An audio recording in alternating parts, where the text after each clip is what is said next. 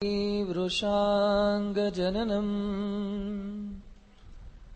सन्नैकतीर्थाटनम् दुष्कर्मोपशमं च साधुशरणम् सद्धर्मसंस्थापनम् हिंसावर्जितभूरियज्ञकरणम् मूर्तिप्रतिष्ठापनम्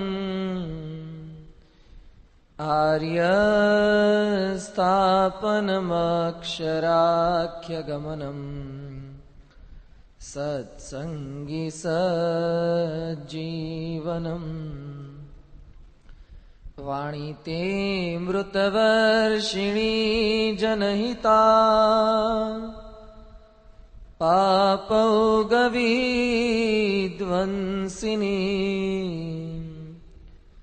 रम्यां शान्तिकरं नितान्तसुखदम् त्वद्दर्शनं पावकम् नैपुण्यं सकलोपमानरहितम् साध्वीक्रिया ज्ञानदा वन्दे त्वां प्रमुखं गुणालय गुरुम् मोक्षाय भक्त्या सदा। श्री स्वामिनारायण भगवाननी जय। अक्षर पुरुषोत्तम महाराजनी जय। गुणातीतानंद स्वामी महाराजनी जय। भगत जी महाराजनी जय। शास्त्री जी महाराजनी जय। योगी जी महाराजनी जय। प्रगट गुरु हरि प्रमुख स्वामी महाराजनी जय। बीपीए शताब्दी महोत्सवनी जय।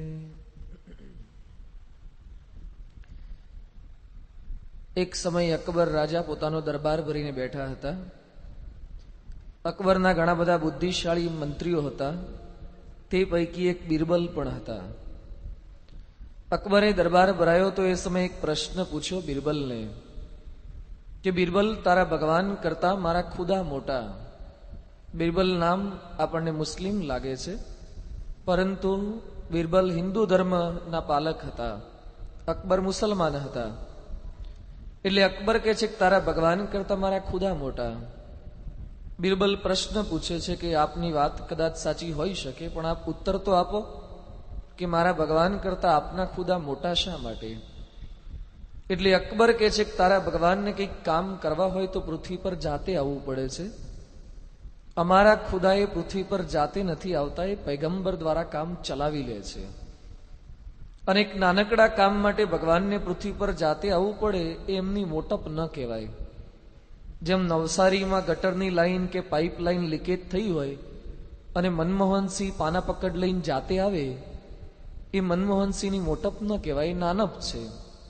વડાપ્રધાનને નવસારીની ગટર લાઈન રિપેર કરવા માટે જાતે આવવું પડે, નો ડાઉટ આખું ભારત એનું છે, એણે વ્યવસ્થા જાળવવાની છે. પણ એનો મતલબ એ નથી કે નાના નાના ગામની, નાના નાના શહેરની પાઇપલાઇન બગડે, કંઈક તંત્ર બગડે, એને જાતે આવવું પડે. એનું નીચેનું નેટવર્ક એટલું પાવરફુલ હોય કે પોતે સંકલ્પ કરીને કામ થઈ શકે. એટલે અકબર કહે છે કે અમારા ખુદા નાના મોટા કામ માટે જાતે નથી આવતા, એ પૈગંબર દ્વારા કામ ચલાવી લે છે. થોડાક દિવસ વીત્યા. બિરબલે એ સમય તો કઈ ઉત્તર ન આપ્યો. પછી બિરબલે ગામની અંદર એક મંદિર બનાવડાવ્યું. મંદિરની અંદર અકબરની મૂર્તિ પધરાવી. પછી એક બાઈને બિરબલ કહે છે કે આપે અહીંયા પૂજારી તરીકે સેવા આપવાની. પેલા બેન કહે છે કે કોની પૂજા કરવાની? એ કહે છે અકબરની પૂજા કરવાની. અરે હોતા હશે, ભગવાનની દેવી દેવતાની પૂજા થાય, અકબરની પૂજા કેમ નહીં શક્ય બને? એ કે દર મહિને તમને 4-4.5 હજાર રૂપિયા પગાર આપીશ, સોનામોર આપીશ, ખાવા કરવાનું બધું અમારા તરફથી તમને ભેટમાં મળશે. હવે સેવા પૂજા કરશો ને? હા કે વાંધો નહીં, કરશું. હવે પૈસા મળતા હતા સેવા પૂજા કરવા માટે. પેલે બેન તૈયાર થઈ ગયા. એ કે પણ મારે આરતી કઈ ઉતારવાની અહીંયા અકબરની? એટલે આપણી જેમ જય સદગુરુ સ્વામી આરતી આપણે સાંભળી એમ જય અકબર દેવની આરતી એક બનાવી દીધી બિરબલે પોતાના બુદ્ધિશાળી માણસો પાસે.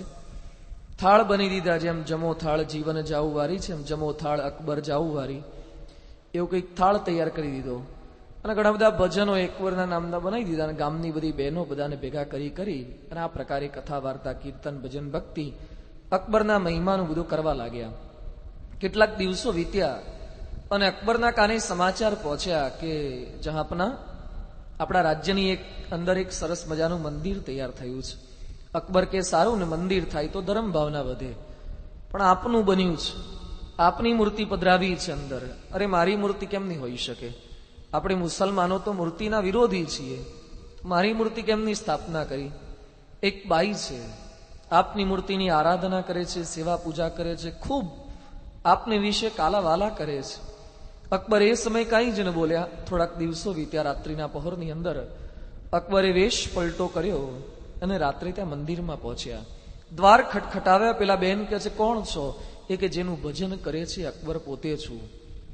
પેલા બાઈએ દરવાજો ખોલ્યો. અકબર અંદર પહોંચ્યા અને પોતાની સાથે ઝવેરાત, સોના ચાંદીના દાગીના, કપડા વગેરે બધું પોતાની સાથે લઈ ગયા હતા. પેલા બાઈને પૂજારણ બાઈને આપવા જતા હતા ત્યાં બિરબલ પાછળથી પ્રગટ થયા. બિરબલને જોઈને અકબર થોડોક અચંબો પામી ગયા. બિરબલ અકબરને પ્રશ્ન પૂછે છે, જહાંપના આટલી મોડી રાત્રે આપે કેમ આવવું થયું અહીંયા? બિરબલ કાંઈ નહીં, આ તો અહીંથી પસાર થતો હતો એટલે થયું કે ચાલો મંદિર છતાંજી. પણ આટલી 2:30 વાગે રાતના મંદિરે? ના કે આ તો અહીંથી નીકળતો હતો એટલે. છુપાવશો નહીં બાદશાહ, શાને માટે આવવાનું થયું? એ કે જોને કે આ બાઈ સેવા ભક્તિ ભજન ભક્તિ કેટલું મહિમાથી કરે છે, એટલે મને એમ થયું કે આને કંઈક અર્પણ કરીએ, એટલે ભેટ ને એવું અર્પણ કરવા માટે આવ્યો. જહાંપના આપ કોઈ દિવસ રાત્રે 2:30 વાગે ઉઠતા નથી, તો હું ભેટ અર્પણ કરવા માટે આપે તસ્દી લેવાની જરૂર શા માટે પડી? આપે કીધું હોત તો આપનો કોઈક નોકર એ પણ આ પૈસા કે બધું અહીંયા આપી શક્યો હોત. અકબર કહે છે કે બિરબલ એમાં કોઈ નોકરને મોકલવાથી કામ ન ચાલે.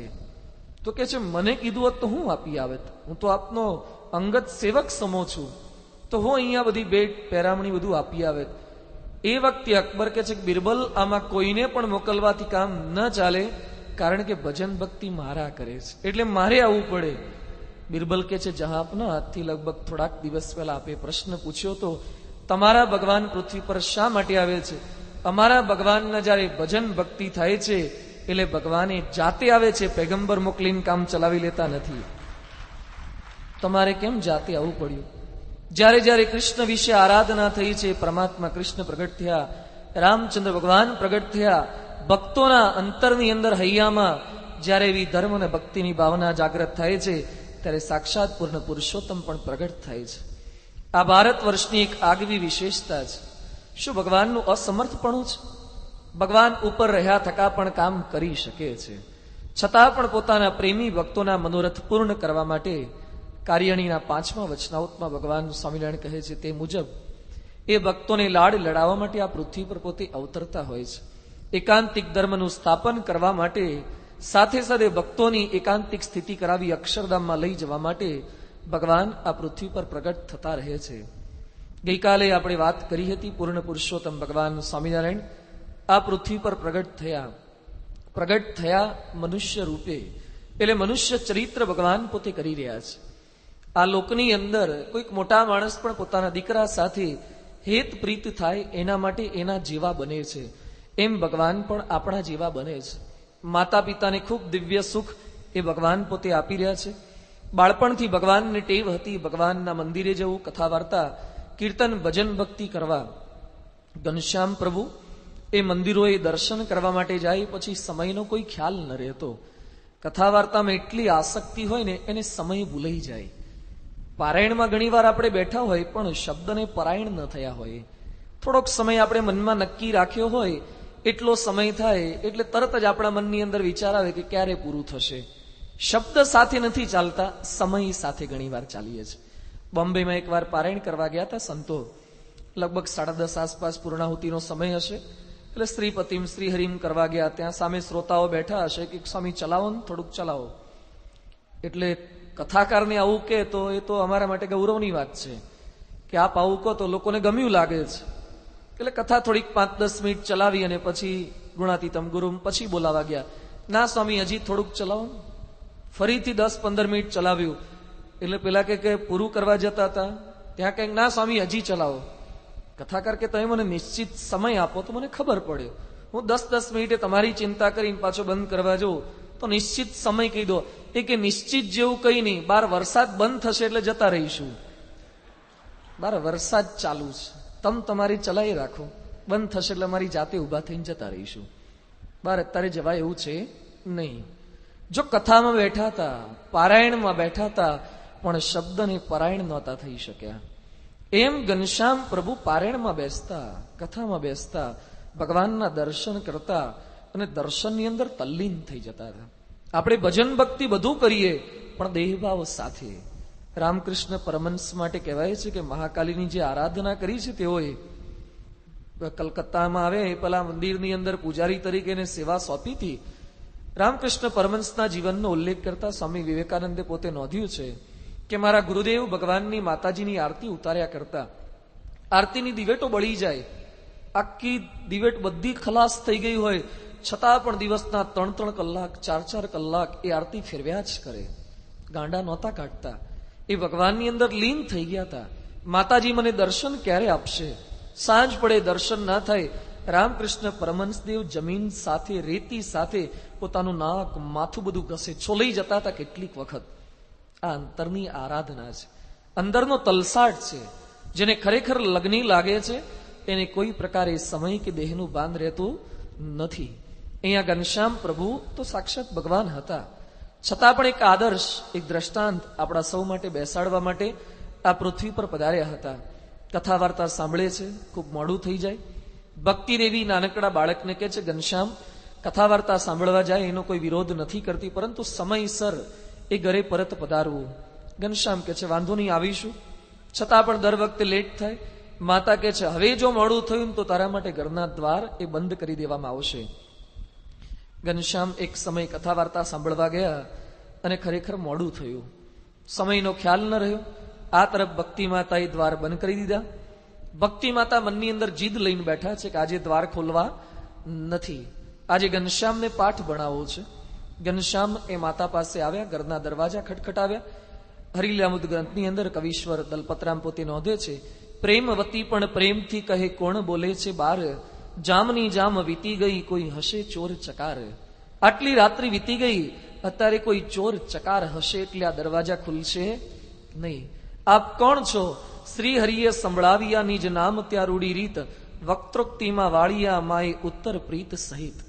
ભગવાન જેટલા જેટલા કઈ નામ બોલતા જાય છે અને માતા સામે એવા તર્ક વિતર્ક કરતા જાય છે, દ્વાર ખોલતા નથી. ભગવાન પોતાની માતા સાથે કેવા લાડ લડાવે છે એનો ગ્રંથમાં ઉલ્લેખ કરતા પરમહંસો નોંધે છે. બહાર રહેલા ઘનશ્યામ પોતાના એક પછી એક નામ જણાવતા જાય છે. એ બંને વચ્ચે કેવો સંવાદ સર્જાય છે ને શબ્દદેહ આપતા લખ્યું છે, માતા હું ઘનશ્યામ તો વન વિશે જય સારી વૃષ્ટિ કરો, માતા હું નીલકંઠ તો ગિરી ચડી ઊંચે સ્વરે ઉચ્ચરો, માતા હું હરિકૃષ્ણ તો સિંહ કદી કાળાન બાળ્યા અમે, માતા હું વૃષપુત્ર દુર્વૃષંતી તો ધારો જઈને તમે, હું છું ધર્મ તનુજ પુત્ર ન હતો તે ભીમના ભાઈને, માતા હું હરી છું વસો સ્વર્ગમાં તો ચિત્તમાં ચાહીને, હું છું ભક્તિ તનુજ ભક્તિ સુત તો વૈરાગ્ય ને જ્ઞાન છે, વક્ત્રોક્તિ સુણી સ્નેહયુક્ત હૃદય રીજા કૃપા વાન છે. માં હું ઘનશ્યામ છું એ સમયે અંદર રહેલા ભક્તિદેવી કહે છે, જો તમે ઘનશ્યામ કહેતા કે કાળું વાદળું હોય તો જંગલમાં જઈને વરસી જાઓ, મારા ઘરમાં વરસાદની કોઈ જરૂરિયાત નથી, દરવાજા નહીં ખુલે. ઘનશ્યામ પ્રભુ કહે છે, વાંધો નહીં, બીજું નામ વાપરીએ. બીજું નામ કહે છે, માતા હું નીલકંઠ છું. તો નીલો છે કંઠ જેનો, તે એવો મયુર છે, મોર છે. જો તમે મોર હોય તો ગીરી ચડી ઊંચે સ્વરે ઉચ્ચરો, પર્વત પર ચડી જાઓ અને ટહુકાર ત્યાંથી કરો, મારા ઘરમાં મોરની કોઈ જરૂરિયાત નથી. બીજું નામ પણ નિષ્ફળ ગયું. માતા હું હરિકૃષ્ણ છું. માતા કહે છે, સિંહ કદી અમે કાળા ભાળ્યા નથી. સંસ્કૃતમાં સિંહને હરિ પણ કહે છે, કૃષ્ણ એટલે કાળા. હરિકૃષ્ણ સિંહ કદી અમે કાળો ભાળ્યો નથી. માતા હું વૃષપુત્ર છું. હું બળદ પેલો વૃષપુત્ર એટલે ધર્મના પુત્રના સંદર્ભની અંદર કહે છે. એ સમયે માતા કહે છે કે તમે ગાયના પુત્ર હોય, બળદ હોય તો ખેતરે જઈને જોતરે જોડાઈ જાઓ, અહીંયા અમારા ત્યાં કોઈ કામ નથી. માતા હું ધર્મ તનુજ છું, ધર્મરાજનો દીકરો છું. એ સમયે ભક્તિદેવી કહે છે, ભીમના ભાઈ ધર્મરાજ યુધિષ્ઠિરને કોઈ દીકરા નહોતા. આ વાત પણ તમારી ખોટી છે, તમે કોઈ ચોક્કસ ચોર ચકાર જ હશો. માતા હું હરિ છું, સાક્ષાત ભગવાન છું. જો તમે હરિ હોય, સ્વર્ગના દેવતા ઇન્દ્ર હોય તો સ્વર્ગમાં જઈને વસો, અહીંયા હરિનું મારે કોઈ કામ નથી. માતા હું ભક્તિ તનુજ છું, ભક્તિનો પુત્ર છું. ભક્તિદેવી કહે છે, ભાગવતમાં લખ્યું છે, ભક્તિને તો 2 દીકરા હતા, જ્ઞાન અને વૈરાગ્ય, તો ત્રીજો દીકરો ક્યાંથી આવ્યો? આ દરવાજા ખુલશે નહીં. જેટલા કઈ નામ બોલે છે, એક પણ નામમાં દ્વાર ખુલતા નથી. ભગવાન કે બધા નામ નાકામયાબ નીવડ્યા છે. હવે શું બોલવું? ભગવાન બીજું કોઈ વિશેષણ લગાવ્યા વગર કહે છે, માં હું તારો લાડલો.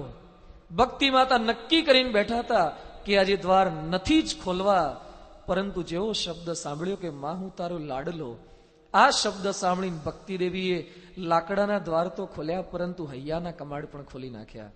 જે જીદ લઈને બેઠા હતા કે નથી જમાડવા, આજે તો ઠપકો આપવો છે, એ જ માતા એ ચુંબનની વર્ષા એ ઘનશ્યામ પ્રભુના મુખ પર કરી રહ્યા છે, પાસે બેસાડીને જમાડે છે. જો બાળ પ્રભુ સાક્ષાત ભગવાન પણ પોતાના માતા સાથે, પોતાના પિતા સાથે આવા દિવ્ય ચરિત્ર કરી અને સુખ આપી રહ્યા છે, ત્યારે આપણને ભગવાનનું પ્રાગટ્ય એ સાર્થક લાગે કે ખરેખર પોતાના પ્રેમી ભક્તોના મનોરથ પૂર્ણ કરવા માટે ભગવાન આ ધરા ઉપર પ્રગટ થતા હોય છે. ભગવાન ધીમે ધીમે માતા પિતાને સુખ આપી રહ્યા છે, વિદ્યાભ્યાસ પણ તેઓને પૂર્ણ થવાને આરે છે. તેવા સમયે કાશીની અંદર ધર્મદેવતા પોતે પધાર્યા અને વિદ્વત સભાની અંદર જ્યારે વિદ્વાનો વચ્ચે મતભેદ થયા, મનભેદ થયા, દ્વૈત મતનું પ્રતિપાદન કરનારા કેટલાક હતા, તો સામે અદ્વૈત મતનું પ્રતિપાદન કરનારા હતા. સાચો માર્ગ, સાચો સિદ્ધાંત કયો છે? એ સમયે 10 વર્ષના ઘનશ્યામ પ્રભુ એ વિદ્વાનોની સભાની અંદર વિશિષ્ટા દ્વૈત મતનું પ્રતિપાદન કરી શકે છે. આજે નવસારીમાં જેટલા કઈ ભક્તો બેઠા છે, એને જો પ્રશ્ન પૂછવામાં આવે કે દ્વૈત શું ને અદ્વૈત શું, આજે 30, 40, 50, 60, 70 વર્ષની ઉંમરે દ્વૈત અને અદ્વૈતનો ભેદ પાડવો અને એમાં પાછા વિશિષ્ટા દ્વૈત મતનું પ્રતિપાદન કરવું અશક્ય છે. તો 10 વર્ષના બાળકના મનની અંદર સિદ્ધાંતોની કેટલી સ્પષ્ટતા હશે. કેવળ સ્પષ્ટતા એટલું નહીં, પ્રતિપાદન કરી બતાવવું. આજે અક્ષર અને પુરુષોત્તમને આપણે બધા માનીએ છીએ. અક્ષર પુરુષોત્તમ માટે તો BAPSની સ્થાપના છે, છતાં પણ અક્ષર અને પુરુષોત્તમનો સિદ્ધાંત સાચો છે એવો નવસારીનો કોક માણસ આપણને પ્રશ્ન પૂછે, એને 5 મિનિટ સમજાવવું એ અઘરું છે. કારણ કે માનીએ છીએ, પણ એનું પ્રતિપાદન કરવું, અંદરની અંદર શબ્દોથી એ દ્રઢતા કરી નાખવી, આપણા યોગમાં જે કોઈ આવે એને જ્ઞાન આપવું, એ થોડીક અઘરી વસ્તુ છે. ઘનશ્યામ પ્રભુ 10 વર્ષની ઉંમરે પણ કરી શકતા હતા. આ તેઓની તીવ્ર બુદ્ધિ પ્રતિભા હતી. નાની ઉંમરની અંદર પણ આવા સુંદર મતનું પ્રતિપાદન કર્યું. વિદ્વાનો અચંબો પામી ગયા. તેઓની ભવ્ય નગર યાત્રા ત્યાં કાઢવામાં આવી. દરેકને પ્રતીતિ આવી કે આ કોઈ સામાન્ય બાળક નથી, આ ચોક્કસ અવતારી પુરુષ છે. આવું દિવ્ય કાર્ય કરી અને ઘનશ્યામ પ્રભુએ પોતાના ગૃહે પરત પધાર્યા છે. ભક્તિદેવીની ઉંમર વધતી તે સાથે સાથે તેઓનું સ્વાસ્થ્ય કથળતું જતું હતું. માતાની ઉંમર લગભગ 50 વર્ષની થઈ અને ભક્તિ માતાને તાવ આવ્યો છે. વૈદ્યને બોલાવ્યા, દવા કરી, ઔષધ બધું આપ્યું, છતાં પણ કોઈ રીતે એમની તબિયત સારી થતી નથી. એ સમયે માતાને ખ્યાલ આવે છે કે મારો અંતિમ કાળ એ નજીક આવ્યો છે અને માતા પોતાના બાળક ઘનશ્યામને બાજુમાં બેસાડી અને દિવ્ય પ્રાર્થના કરે છે. ભક્તિ માતા ઘનશ્યામને પ્રાર્થના કરતા જે વાત કરે છે કે સર્વ સદગુણ સંપન્ના માતા પ્રેમવતી હરિમ નારાયણ અવતારમ સ્વપુત્રમ પ્રવાચ ભૂપતે. માતા પ્રાર્થના કરતા કહે છે કે હું એક નારી છું, મારી પાસે બીજું કોઈ જ પ્રકારે લૌકિક જ્ઞાન નથી, વળી હું આવી શરણ તમારી રે, આપો શિખામણ મને સારી રે. ભારત વર્ષની અંદર ઘણા પ્રકારની ગીતા છે. સવારે આપણે યોગી ગીતાની પારાયણનો લાભ પ્રાપ્ત કરીએ છીએ. ભગવદ્ ગીતા તો છે જ. હિન્દુ શાસ્ત્રોમાં કુલ 38 પ્રકારની ગીતા છે. 38 પ્રકારની જુદી જુદી ગીતા બધી લખેલી છે. અષ્ટાવક્ર ગીતા અને બીજી પુરાણની કેટલી ગીતાઓ ને બધું. એમ સત્સંગી જીવન ધર્મ ગ્રંથની અંદર પણ 3 ગીતા આવે છે.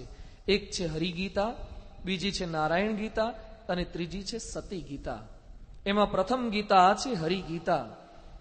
ભક્તિ માતાનો અંતકાળ નજીક આવ્યો હોય છે અને ઘનશ્યામ પ્રભુ તેઓને જે ઉપદેશ આપે છે, માર્ગદર્શન આપે છે, ભગવાનને પ્રસન્ન કરવાના ઉપાય બતાવે છે, એનું નામ છે નારાયણ ગીતા. નારાયણ સ્વયં જે બોલ્યા છે, માતાને ઉપદેશ આપ્યો છે અને નારાયણ ગીતા કહે છે.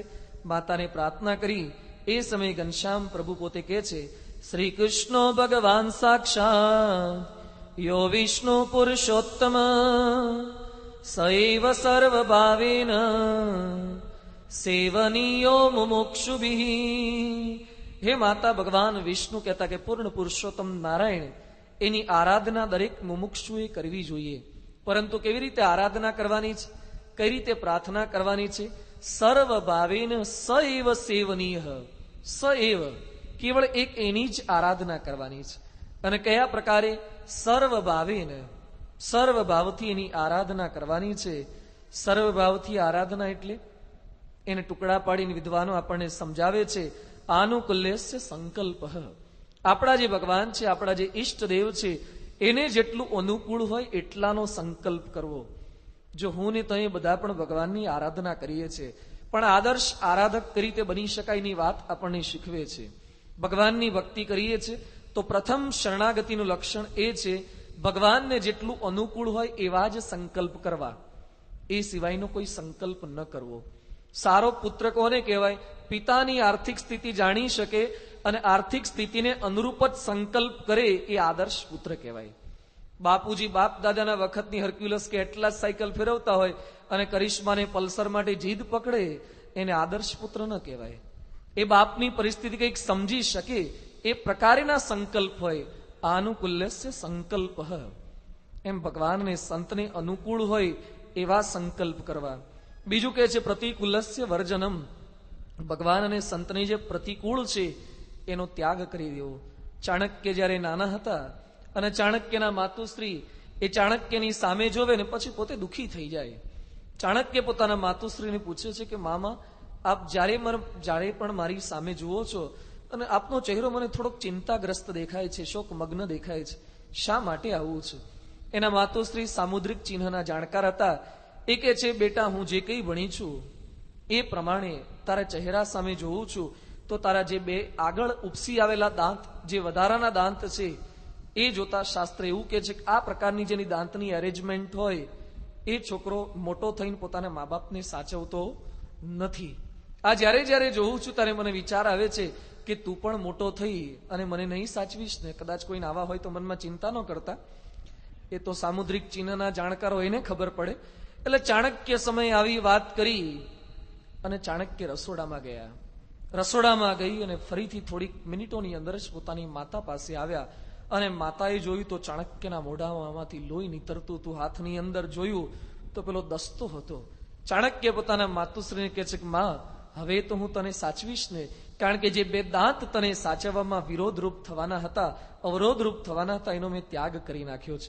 પ્રતિકૂલ્યસ્ય વર્જનમ.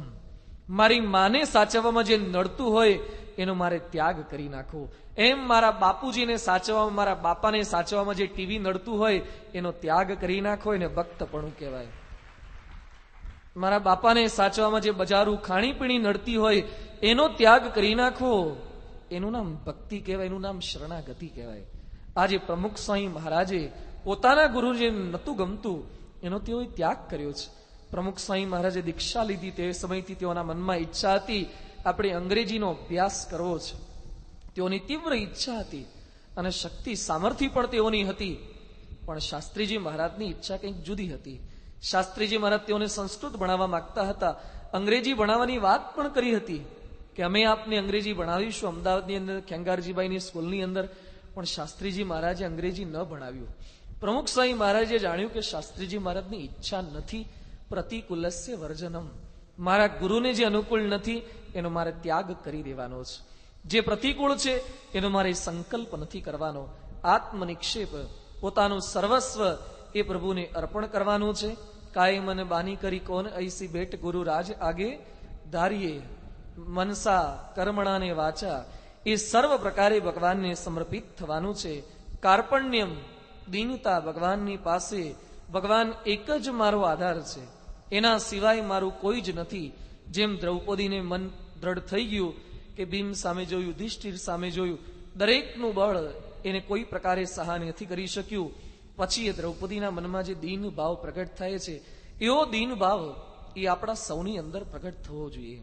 પરંતુ આપણે મોટે ભાગે છે ને શારીરિક બળ, સત્તાનું બળ, અર્થનું બળ એ જ્યાં સુધી મજબૂત હોય ત્યાં સુધી ભગવાન પાસે શરણાગતિ આવા પ્રકારની નથી થતી. જ્યારે આપણને ખબર પડે કે પાટલા વ્હીલમાં પંક્ચર પડ્યું છે, પછી જ સ્પેર વ્હીલનો આધાર લઈએ છે. બાકી સ્પેર વ્હીલને કોઈ પૂછતું જ નથી. ટેકો દેવા માટે કદાચ વાપરે તો વાપરે, બાકી ખરા ભાવથી એ મારો આધાર છે એવો મહિમા સમજી શકાતો નથી. દીન ભાવ, મારે ભલે મારામાં શક્તિ રહી છતાં પણ એમની કૃપાથી થશે. રક્ષિષ્યતિ ઇતિ વિશ્વાસ, ભગવાન મને રક્ષશે, મારી રક્ષા કરશે જ એવો એક વિશ્વાસ. આપણે ઘણીવાર માનીએ છીએ પરંતુ એટલી દ્રઢતા અંતરથી ન પણ હોય. એકવાર એક માણસ પોતાના ખેતરે જતો હતો. રસ્તામાં એક કૂવો આવતો હતો અને કૂવાની અંદર બિચારાનો શરત ચૂકથી પગ પડી ગયો. પગ પડ્યો એવો સીધો અંદર પોતે જતો રહ્યો. પણ કૂવાની અંદર દિવાલ ઉપર, ઈંટોની અંદર, પથ્થરોની વચ્ચે એક ઝાડનું મૂળિયું હતું. એ મૂળિયું એના હાથની અંદર આવી ગયું અને પછી એ કૂવાની દિવાલ સાથે પોતે લટકી રહ્યો. પાણી ઘણું ઊંડું હતું, પડે તો મરી જ જવાય. ઉપર ચડવા માટેનું કોઈ સાધન નહોતું. અત્યારે પાઇપલાઈનો હોય, પહેલા કોઈ પાઇપલાઈન રાખતા જ નહોતા. દોરડા દ્વારા એ પાણી બહાર ખેંચતા હતા. એટલે નીકળવાનો કોઈ આધાર નહોતો. દોરડું ઘણા સમય સુધી પકડી રાખ્યું, પણ ક્યાં સુધી પોતાનું 50-60 કિલો વજન એ દોરડું પેલું મૂળિયું ખમી શકે? એને ચિંતા થવા લાગી. ભગવાનને પ્રાર્થના કરે છે, પ્રભુ મને બચાવો, મારી રક્ષા કરો, હું મરી જઈશ. અને ખરેખર સાચા ભાવથી પ્રાર્થના કરી ભગવાન પ્રગટ પણ થયા. ભગવાન એક કૂવાના થાળા ઉપર આવીને ઉભા રહી ગયા, કિનારા ઉપર, બોર્ડર ઉપર. અને ભગવાન ઉભા હતા એટલે પેલો રાજી થઈ ગયો ભગવાનને જોઈને અને ભગવાનને કહે છે, ભગવાન બચાવી લેજો. હા દીકરા, તને બચાવવા જ આવ્યો છું, તારી રક્ષા કરવા માટે જ હું આવ્યો છું. તો ભગવાન, રાહ શા માટે જુઓ છો? મને બચાવી લો. હા કે તને બચાવવા માટે તો આવ્યો છું, તારી રક્ષા જ કરવી છે. તો ભગવાન મને પકડી લો ને, નીચે કૂવામાં હું લટકું છું ત્યાંથી મને બહાર કાઢો. એ કે પણ તું પેલું મૂળિયું મૂકે તો તને પકડું ને. તારા હાથમાં જે મૂળિયું છે એ મૂળિયું તું મૂકી દે. અરે ભગવાન, મૂળિયું ભલેરું ને તમે પકડી પાડો ને. ભગવાન કે તું મૂળિયું મૂકી દે તો હું તને પકડું. એક આધાર મૂકી દે તો સર્વાધાર તારો આધાર બની જાય. એક જે આધારથી રાખ્યો છે મૂકી દે. એ કે ભગવાન, હું મૂકું ને તમે પકડવા એમાં થોડીક વાર લાગે તો, કદાચ તમે લેટ પડો તો હું નીચે જતો રહું. જો વિશ્વાસની ખામી, ભગવાન રક્ષા કરશે જ. 2-5 રૂપિયાની બેને બાંધેલી રાખડી રક્ષાબંધને, અને ભાઈને એમ થાય છે કે મારી બહેનની રાખડીથી મારી રક્ષા થશે. દુનિયામાં જેટલા કંઈ મરી ગયા છે એને એમની બહેનોએ રાખડીઓ નહોતી બાંધી, તો આ કેટલાય ઉપડી જ ગયા છે ને.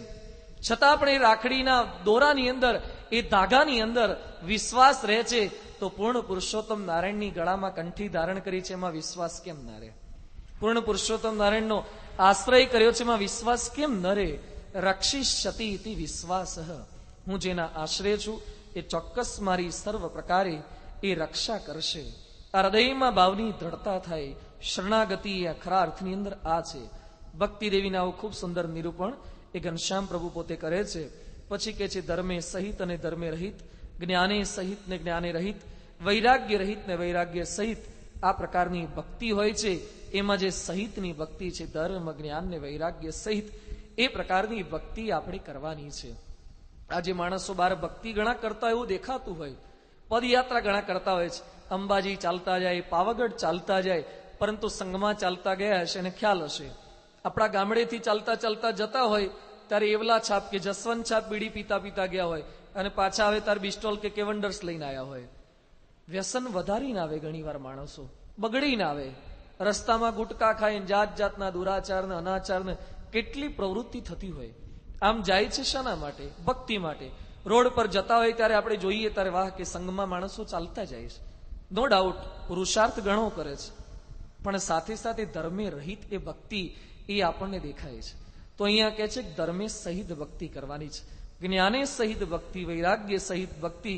આવી ભક્તિ એવા સાચા સંતના સમાગમ થકી એ ઉદય થતી હોય છે. એવા સંત કોણ? એ સંતના લક્ષણ જણાવતા કહે છે, દયાલવ ક્ષમાશીલા સર્વજીવૈતેચ્છવ તિતિક્ષવ શાનસૂયા શાંતા અનુદિતારય. એવા જે સાચા સંત, જે ક્ષમાશીલ છે, જે દરેકને માફ કરી શકે છે.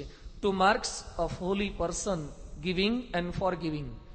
પવિત્ર માણસોના 2 લક્ષણ છે, એ આપે છે અને માફ કરે છે. આજે આપવાની વૃત્તિ પણ ઘટતી જાય છે, લેવાની વૃત્તિ વધતી જાય છે.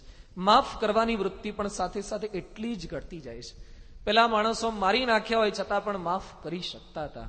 દ્રૌપદીના દીકરાઓને મારી નાખ્યા હતા, અશ્વત્થામા એ બધા દુર્યોધનના માણસોએ, છતાં પણ માફ કરી શકતા હતા. માફ કરવાની વૃત્તિ અત્યારે ઘટતું જાય છે. બદલો લેવાની વૃત્તિ, ઈંટ કા જવાબ પથ્થર સે, તુમ મુझे એક કહોગી તો मैं तुम्हें लाख कहूंगी. આપણે જગતપાલ સ્વામી કહેતા ને કે થાય એવા થઈએ તો ગામ વચ્ચે રહીએ. ચરોતરની કહેવત છે કે થાય એવા થઈએ તો ગામ વચ્ચે રહીએ. જેવો માણસ હોય ને એવા આપણે થવું જ પડે. એની સામે ઉદાર રહીએ, એની સામે નમતા રહીએ તો પોચા માણસને લોકો વધારે ગોદાહળી કરે. એટલે આપણે એની સામે બળવાન થવું જ જોઈએ. આવી લોકની અંદર માનીનતા છે અને માણસો બદલો લેવાનું છોડતા નથી.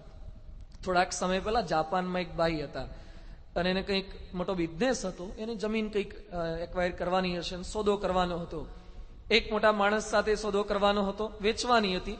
પેલા ભાઈ ખરીદવાના હતા. એમાંથી આને લાખો કરોડો રૂપિયાનો બેનિફિટ થવાનો હતો. પછી હોટલની અંદર આ લોકોની મીટિંગ એરેન્જમેન્ટ થયું હતું. એમાં કોફી કે કંઈક પીતા હશે. 2 જ માણસો હતા, સામે પેલો લેનાર, આ ભાઈ વેચનારા હતા. અને પછી ચા કોફી પીતા હતા, એમાં એક માખી આવી અને ઉડાડવા માટે એણે પ્રયત્ન કર્યો. 1 વાર ઉડાડી છતાં પણ માખી પાછી આવી, બીજી વાર ઉડાડી છતાં પણ માખી પાછી આવી, ડિસ્ટર્બ કર્યા કરતી હતી. એટલે ભાઈ થોડાક આકડા ઉતાવળા થઈ ગયા. માખી ઉડાડવા માટે ઝાપટ મારી, માખી તો ઉડી ગઈ, પણ બાજુમાં જે લેનારા બેઠા હતા ને એની રકાબીમાંથી કપાઈ ઉડી ગયો. આમ હાથ થોડોક જોરથી થઈ ગયો, કપ ઉડી ગયો એટલે પેલી કોફી ઢોળાઈ ગઈ ને પેલા ભાઈના શરીર પર ખમીસ ઉપર પડી. પેલા ગુસ્સે થઈ ગયા. સોદો કરવાની વાત તો બાજુ પર રહી, પણ ગાળો બોલીને ત્યાંથી ડિસ્ટર્બ થઈને જતા રહે. પરદેશના માણસો બહુ સેન્સિટિવ માણસો, સહેજ છાંટા ઉડે તોય જતા રહે. આપડા તો નીચે ઢોળાયેલી ચાટી જાય, આ તો સહેજ આમ છાંટો પડે ને પાછા જતા રહે. ગુસ્સે થઈ ગયા એટલે પછી સોદો આખો કેન્સલ થઈ ગયો. અને પછી પેલા માણસે મનમાં નક્કી કર્યું કે મારો જેટલો કઈ લાખો કરોડોનો બેનિફિટ થવાનો હતો એ ન થયો, મારો સોદો નિષ્ફળ ગયો. એનું એકમાત્ર કારણ કોણ છે? કોણ હતું કારણ? માખી. એક વાક્યમાં જવાબ આપો, એક શબ્દમાં જવાબ આપો. કોણ હતું? માખી.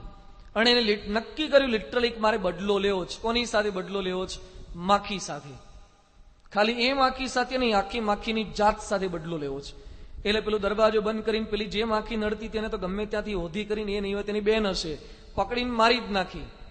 અને પછી એને લિટરલી નક્કી કર્યું કે હવે બદલો લેવો છે. તે ધંધો શરૂ કર્યો. શેનો? માખી મારવાનો. નહીં, ઘણી વાર કહીએ ને શું કરે છે કે માખો જ મારતા હોય છે. બિચારો કઈ માખીઓ ન મારતો હોય, નવરો બેઠો હોય ને ઉડાડતો હોય. માખી મારવાના ધંધા કોણ કરે? પણ આણે તો નક્કી કર્યું કે માખી મારવી છે. દિવ્ય ભાસ્કરમાં 2 કે 3 વર્ષ પહેલા એ ભાઈનો ફોટોગ્રાફ પણ આવ્યો હતો. એણે માખી સાથેનો બદલો લેવા માટે 18 કિલો માખો મારી. કેટલી? ઓહો થઈ ગયું ને બધાને. 18 કિલો માખોનો ઢગલો બતાવ્યો હતો અને બાજુમાં પેલા ભાઈને બાજુ પર ઉભા રાખ્યા હતા. એક એ માખીએ મારો ધંધામાં ખોટ લેવડાવી એટલે એનો બદલો મારે લેવો છે. જો માણસની વૃત્તિ જ આ જાત જાતના મોટા મોટા માણસોની અંદર પણ આ પ્રકારનું, ભલે માખી ના મારતા, એ લોકો માણસ મારતા હોય. બદલો લેવાની વૃત્તિ સતત એ માણસની અંદર રહ્યા જ કરે છે. છોકરા સભામાં બેઠા હોય અને કોકનો ઢીચણ સહેજ અડી જાય ને તરત એના ઢીચણ પર પછાડશે, ટપલી મારશે, ચૂંટલી ભરશે. સભામાં આપણે આવતા હોય ને પાછળથી સહેજ ધક્કો લાગે ને, પાછળથી ધક્કો લાગ્યો એટલે આપણે આગળથી પાછળ ધક્કો મારીએ. તરત બદલો લેવાની વૃત્તિ એટલી માણસ માત્રની અંદર રહેલ છે. પણ એવા જે સાચા સંત છે ક્ષમાશીલા, જે દરેકને માફ કરી શકે છે. ગાંધીનગર અક્ષરધામમાં જેને આતંકવાદી હુમલો કર્યો હતો, સ્વામી શ્રી ત્યાં પધાર્યા. થોડાક સમય પછી સ્વામીએ જ્યાં જ્યાં માણસોના મૃત્યુ થયા હતા દર્શનાર્થીઓના, એ દરેક જગ્યાએ પુષ્પ છાંટ્યા. પછી ફરતા ફરતા જોતા જોતા આગળ અક્ષરધામની પરિક્રમાથી બહાર બુક સ્ટોલની બહાર પધાર્યા. સંતોએ વાત કરી કે સ્વામી, અહીંયા પેલા બે આતંકવાદી આવ્યા હતા, NSGના કમાન્ડો દ્વારા અહીંયા ઠાર થયા હતા. બાપાએ પુષ્પ લઈ અને ત્યાં પણ પુષ્પ છાંટ્યા. સ્વામી બાપા શું બોલ્યા? આ જન્મે તો એને ખોટું કર્યું છે, લોકોને રંજાડ્યા છે, મારી નાખ્યા છે, પણ ભગવાનને પ્રાર્થના કરીએ કે એને સદબુદ્ધિ આપે, જેથી એની સદગતિ થાય. આ પ્રમુખ સ્વામી મહારાજની ક્ષમા ભાવના છે. જેણે અક્ષરધામ ઉપર પોતાના હૃદય ઉપર હુમલો કર્યો હોય એને પણ આ રીતે માફ કરવા. એટલે તો લોકની અંદર, ભારત વર્ષની અંદર કહેવાતું હતું કે બદલો લેવાની ભાવના તો કેવી? પ્રમુખ સ્વામી મહારાજ જેવી. જે પ્રતિકાર કરવો છે, શાંત ક્રાંતિના પ્રણેતા આ સાચા ગુણાતીત સંત હોય છે. ક્ષમાશીલા, સર્વજીવ હિતેચ્છવ, એ દરેકનું સારું ઈચ્છે છે. જીવ પ્રાણી માત્ર, એના મનમાં કોઈ જ ભેદભાવ નથી. સુરતમાં પૂર આવ્યું અને રિપોર્ટમાં પ્રસંગ આવ્યા છે કે સંતો જયારે રાહત કાર્ય કરવા જતા હતા અને સ્વામી બાપા ફોનમાં સંદેશો આપતા કહેતા, સ્વામી કે કોઈ ભેદભાવ ન રાખતા, દરેક જ્ઞાતિના જાતિના દરેકને મદદ કરજો. એ મુસલમાન હોય, ખ્રિસ્તી હોય કે પટેલ વાણિયા બ્રાહ્મણ હોય, દરેકને જેટલી સહાય જોઈએ એને દરેકને પૂરતી માત્રામાં સહાય આપજો. સર્વજીવ હિતેચ્છવ તિતિક્ષવ, એ સહનશીલ છે, દરેકનું સહન કરે છે. મારા તમારામાં દરેકમાં એક લિમિટ હોય છે. ઘણા આપણને મળે ને, સ્વામી બહુ સહન કર્યું. હવે તો કંઈક લિમિટ હોય ને, સહન કરવાની કંઈક હદ હોય ને. જો મારા તમારા દરેકના મોઢામાંથી આ શબ્દ નીકળી જાય છે કે કંઈક લિમિટ હોય ને, ક્યાં સુધી સહન કરવાનું? આ વખતે સારંગપુરમાં બાપાની હાજરીમાં રાજકોટના હર્ષદ રાણા નૈરોબી રહે છે ત્યાં હતા. અને પછી એમણે બાપાને પ્રશ્ન પૂછ્યો કે સ્વામી, શ્રીજી મહારાજે સહન કર્યું, ગુણાતીતાનંદ સ્વામીએ સહન કર્યું, શાસ્ત્રીજી મહારાજ, યોગી બાપાને આપ આ સહન કરવાનું ક્યાં સુધી ચાલુ રાખવાનું છે? હવે તો પોલિસી બદલો, હવે તો કંઈક સામે ફટકારવાની પોલિસી લાવો, કંઈક ક્યાં સુધી સહન કરવાનું? એ વખતે સ્વામી શ્રી એક વાક્ય બોલ્યા કે રાણા, જ્યાં સુધી બ્રહ્મરૂપ ન થઈએ ને ત્યાં સુધી સહન કરી જ જવાનું. જો આ ગુણાતીત પરંપરાનો આદર્શ આ છે. બ્રહ્મરૂપ થયા પછી પણ સહન કરવાનું તો ચાલુ જ રહે છે. એ નથી સહન કરતા મારું તમારું બધાનું, એ બ્રહ્મરૂપ જ છે ને, એ તો બ્રહ્મ સ્વરૂપ છે, છતાં પણ સહન કરે છે. પછી એને લાગતું નથી. તો સહન કરવાની વૃત્તિ આજે પરસ્પર આ ભાવના ઘટતી જાય છે. પતિ પત્નીનું સહન કરી શકતા નથી, પત્ની પતિનું સહન કરી શકતા નથી, સાસુ વહુનું સહન કરી શકતા નથી, અને સતત બદલો લેવાની વૃત્તિ. એટલે કુટુંબમાં ઝઘડા થાય છે. કોઈનો શબ્દ સહન ના થાય, કોકની કંઈક ભૂલ થઈ હોય એ સહન ન થાય, એટલે પ્રશ્નોની પરંપરા સર્જાય છે. તિતિક્ષવ, સહનશીલતા માણસોની ઘટતી જાય છે. જીત કામહ, જેને કામનાને જીતી લીધી છે, એમને તો જો કે જીતવાનું છે જ નહીં, એમનામાં કામના છે જ નહીં, પણ છતાં પણ જે આવા નિષ્કામી પુરુષ છે એવા સંતનો સમાગમ કરવાનો છે. નિર્મદાહ, જે મદથી રહિત છે, જેની અંદર કોઈ પ્રકારનું માન નથી.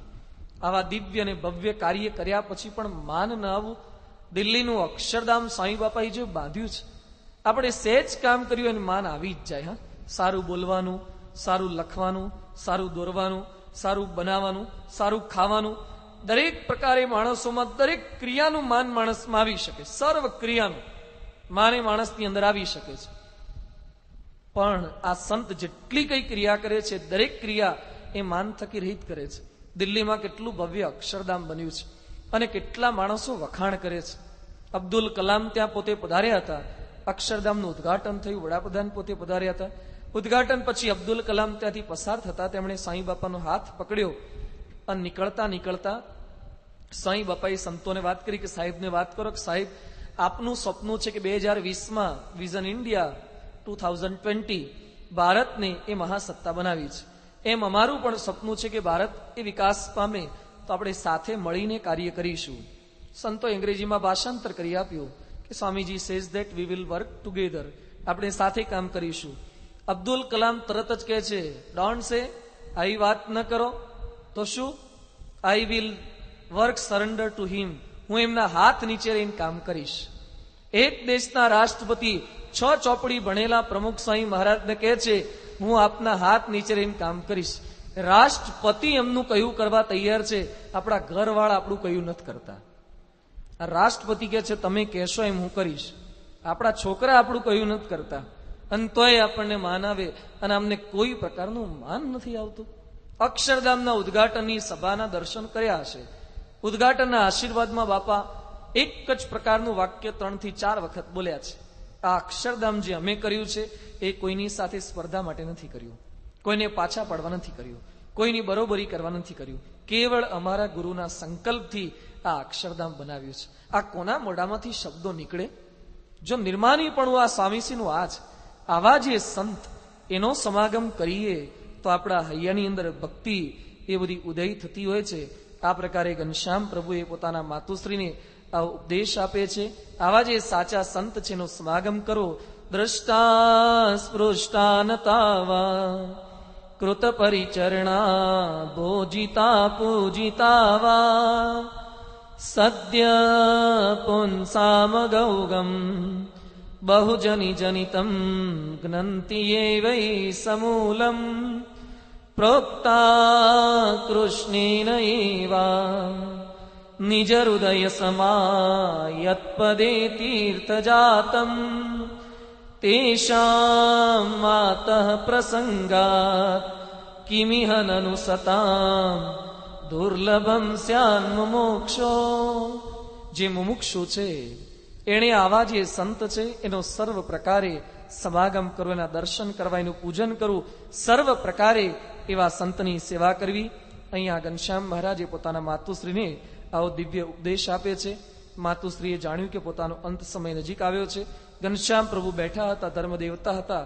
એ સમયે ભક્તિદેવી પોતાની સર્વ પ્રકારે વૃત્તિ એ પોતાના દીકરામાં કહેતા કે ભગવાનમાં સ્થિર કરી દે છે. અંત સમયે પણ ભગવાનમાં વૃત્તિ સ્થિર થવી કઠણ છે. પહેલેથી ટેવ પાડી હોય તો થાય. હા, આપણે એમ વિચાર કરીએ છેલ્લે છેલ્લે ભગવાનનું ભજન કરી લઈશું, છેલ્લે કાંઈ જ ન થાય. પહેલેથી ટેવ પાડવી પડે છે, એ પ્રકારની પ્રેક્ટિસ પાડવી પડે છે. આજે મોટા ભાગના અહીંયા જેટલા કંઈ બેઠા હશે ને, જે રાઈટી છે, જે જમણા હાથે લખવાની પ્રેક્ટિસ વાળા છે, જે કામ કરવાની પ્રેક્ટિસ વાળા છે, જમણા હાથે મોટા ભાગે આપણે ડોલ ઉચકી શકીશું, કામ કરી શકીશું, અને ડાબા હાથે એની જ ક્રિયા કરવા જજો, નહીં થાય. તમે ડાબા હાથે લખવા જજો, એ જ પેન લઈને ડાબા હાથે લખજો, એ જ વજનની ડોલ એ ડાબા હાથે ઊંચો કર, તમને કંઈક અજુગતું લાગશે. જમણો હાથ જેટલું બળ કરી શકે છે એટલો ડાબો હાથ જો તમે જમણેરી હશો તો નહીં કરી શકે. શા માટે ડાબા હાથની અંદર એટલી શક્તિ નથી? આપણે જે કંઈ ખાઈએ છીએ બધું જમણી બાજુ જ જાય છે. જેટલો કોઈ ખોરાક કહીએ છીએ ડાબા હાથને અન્યાય કરીએ છીએ કે તું કામ નથી કરતો તને નહીં આપવાનું, આ હાથ જાડો આ હાથ પટલો, એવું જ બધું શરીર સપ્રમાણ છે, છતાં પણ ડાબો હાથ કામ કેમ નથી કરી શકતો? એ કેળવાયો નથી પહેલેથી, અને એવું કામ કરવાની ટેવ નથી પડાઈ. કેટલાક માણસો ડાબોડી છે તો ડાબા હાથે એટલું જ લખી શકે છે, એટલું જ કામ, બધી જ ક્રિયાઓ કપડા નીચોવાથી માંડીને બધી જ જમણો હાથ જેટલી તાકાત કરી શકે એટલી જ તાકાત ડાબો હાથ એમનો કરી શકે છે, કારણ કે પહેલેથી એને કેળવ્યો છે. એમ શરીરને જેમ કેળવીએ છીએ એમ મનને ભજન ભક્તિ માટે પહેલેથી કેળવવું પડે છે, એની તાલીમ આપવી પડે છે. નહીં તો છેલ્લે છેલ્લે જગતના જ વિચાર આવે. ઉત્તર ગુજરાતમાં એક કાકા હતા અને 60-70 વર્ષે મરવા પડ્યા. કાકાને મોટી દુકાન હતી, 3 દીકરા હતા, અને કાકાએ દીકરાને જોયા નહીં એટલે કાકા કે મથુર ક્યાં? એ કે બાપુજી આ રહ્યો. એ કે ચતુર ક્યાં? એ કે બાપુજી આ રહ્યો. તાર પશો ક્યાં? એ કે બાપુજી આ રહ્યો. એ કે 3 મુવા અહીંયા છો, દુકાન કોણ હાચવશે? આટલું બોલીને મરી ગયા. હવે મરતા પહેલા દુકાનની ચિંતા, 3 છોકરા અહીંયા છે, દુકાન કોણ હાચવશે? વૃત્તિ એમાંથી છૂટતી નથી. અંત સમયે પણ આમાંથી વૈરાગ્ય થવો જગતમાંથી એ કઠિન છે.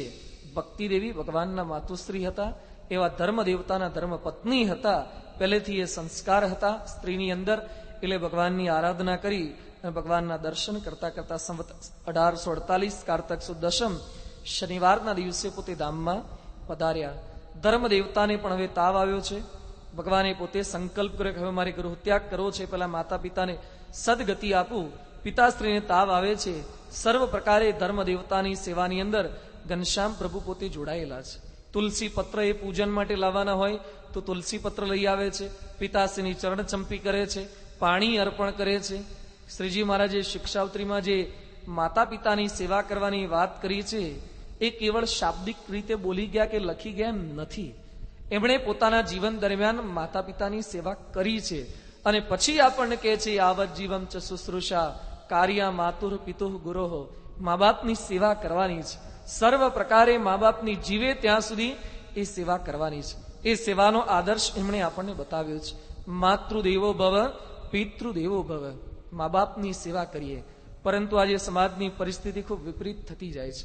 જે ભારતમાં શ્રવણ જેવો ભક્ત બન્યો, આદર્શ પુત્ર બન્યો, એ જ ભારતમાં 80 થી 90 લાખ ગરડાઓ એ ગરડા ઘરની અંદર રહે છે, વૃદ્ધાશ્રમમાં રહે છે. દીકરાનું ઘર, સંધ્યા સમયે, સૂર્યાસ્ત, જીવન સંધ્યા એવા આકર્ષક શીર્ષક સાથે એ મા બાપ ત્યાં રહેવા માટે જાય છે. જવું પડે છે. એક મા બાપની નાનકડી ઝૂંપડીમાં 4 દીકરાઓ રહી શકે, પણ 4 દીકરાના જુદા જુદા બંગલાની અંદર એક મા બાપ રહી શકતા નથી.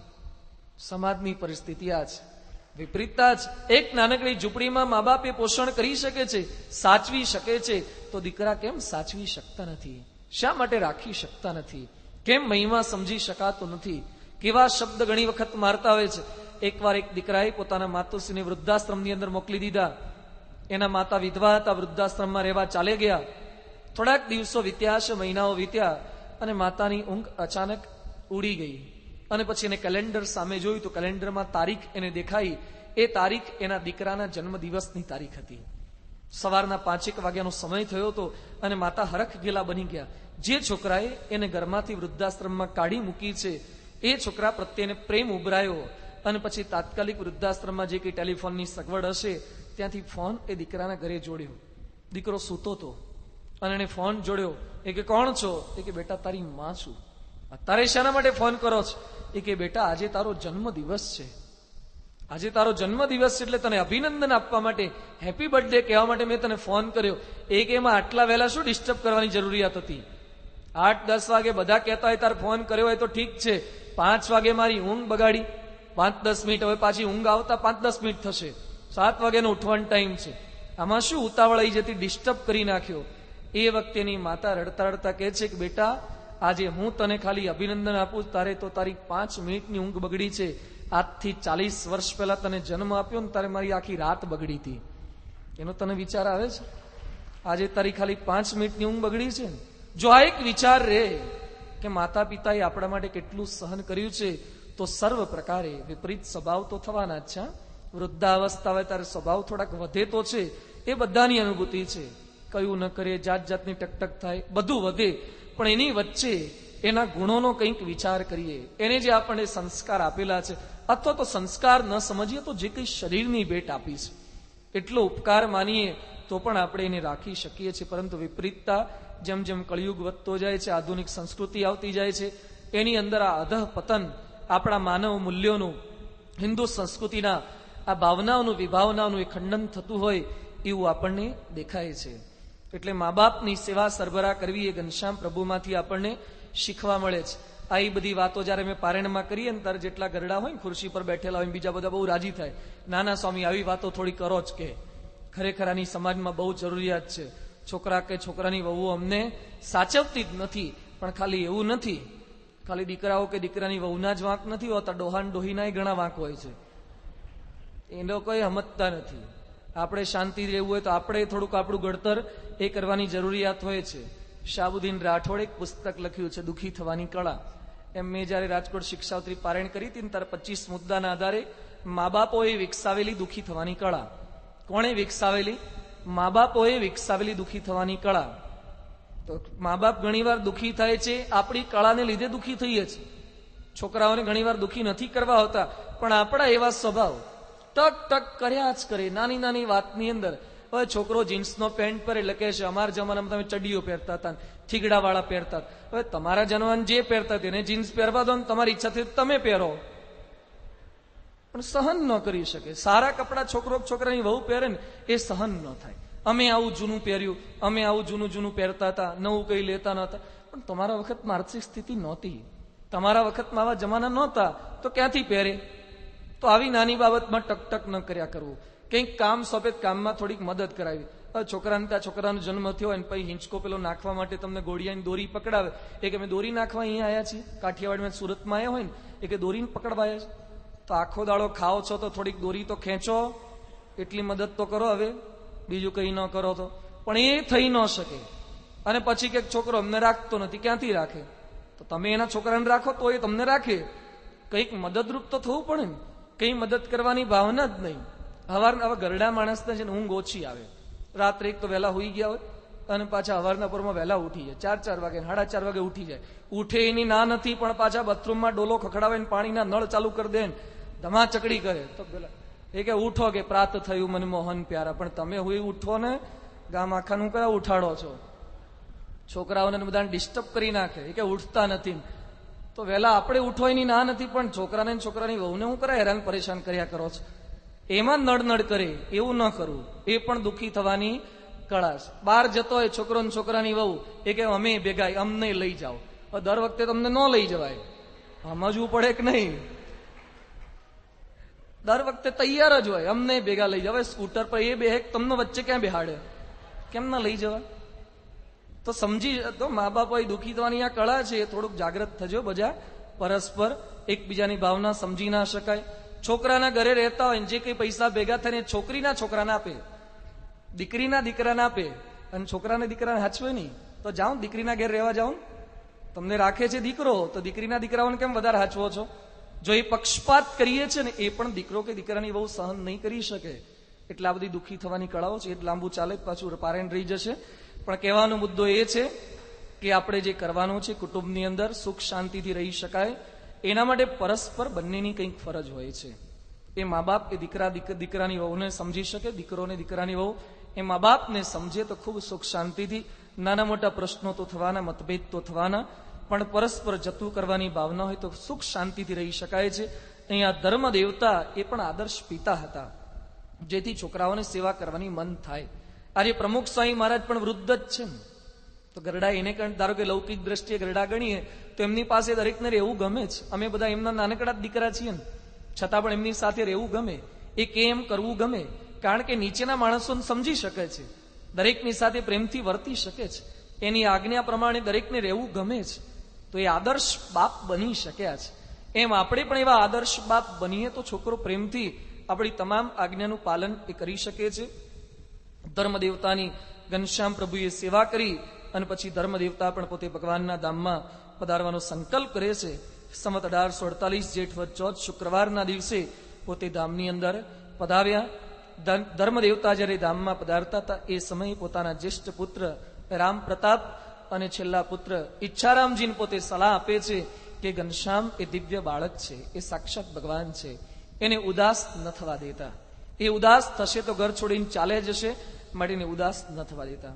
થોડાક દિવસો વીત્યા અને ઘનશ્યામની ઉદાસીનતા વધવા લાગી. અને રામ પ્રતાપભાઈએ સંકલ્પ કર્યો કે ઉદાસ થયા છે, હવે એનું ક્યાંક ગોઠવી દઈએ, એનું વેવિશાળ કરી દઈએ, જેથી કરીને બંધનમાં આવી જાય. અને એ સમયે રામ પ્રતાપભાઈએ સંકલ્પ કર્યો. ખંભારિયાના નિહાલ મિશ્રનું ખૂબ ઊંચું કુળ હતું. એમની દીકરી ચંદ્રકળા સાથે ઘનશ્યામનો વિવાહ કરવો એવો મનમાં સંકલ્પ કરે છે. ત્યાં પત્ર લખ્યો કે આપ અમારા ત્યાં પધારો. અને ખંભારિયાના નિહાલ મિશ્ર પોતે ત્યાં પધારવાના હતા.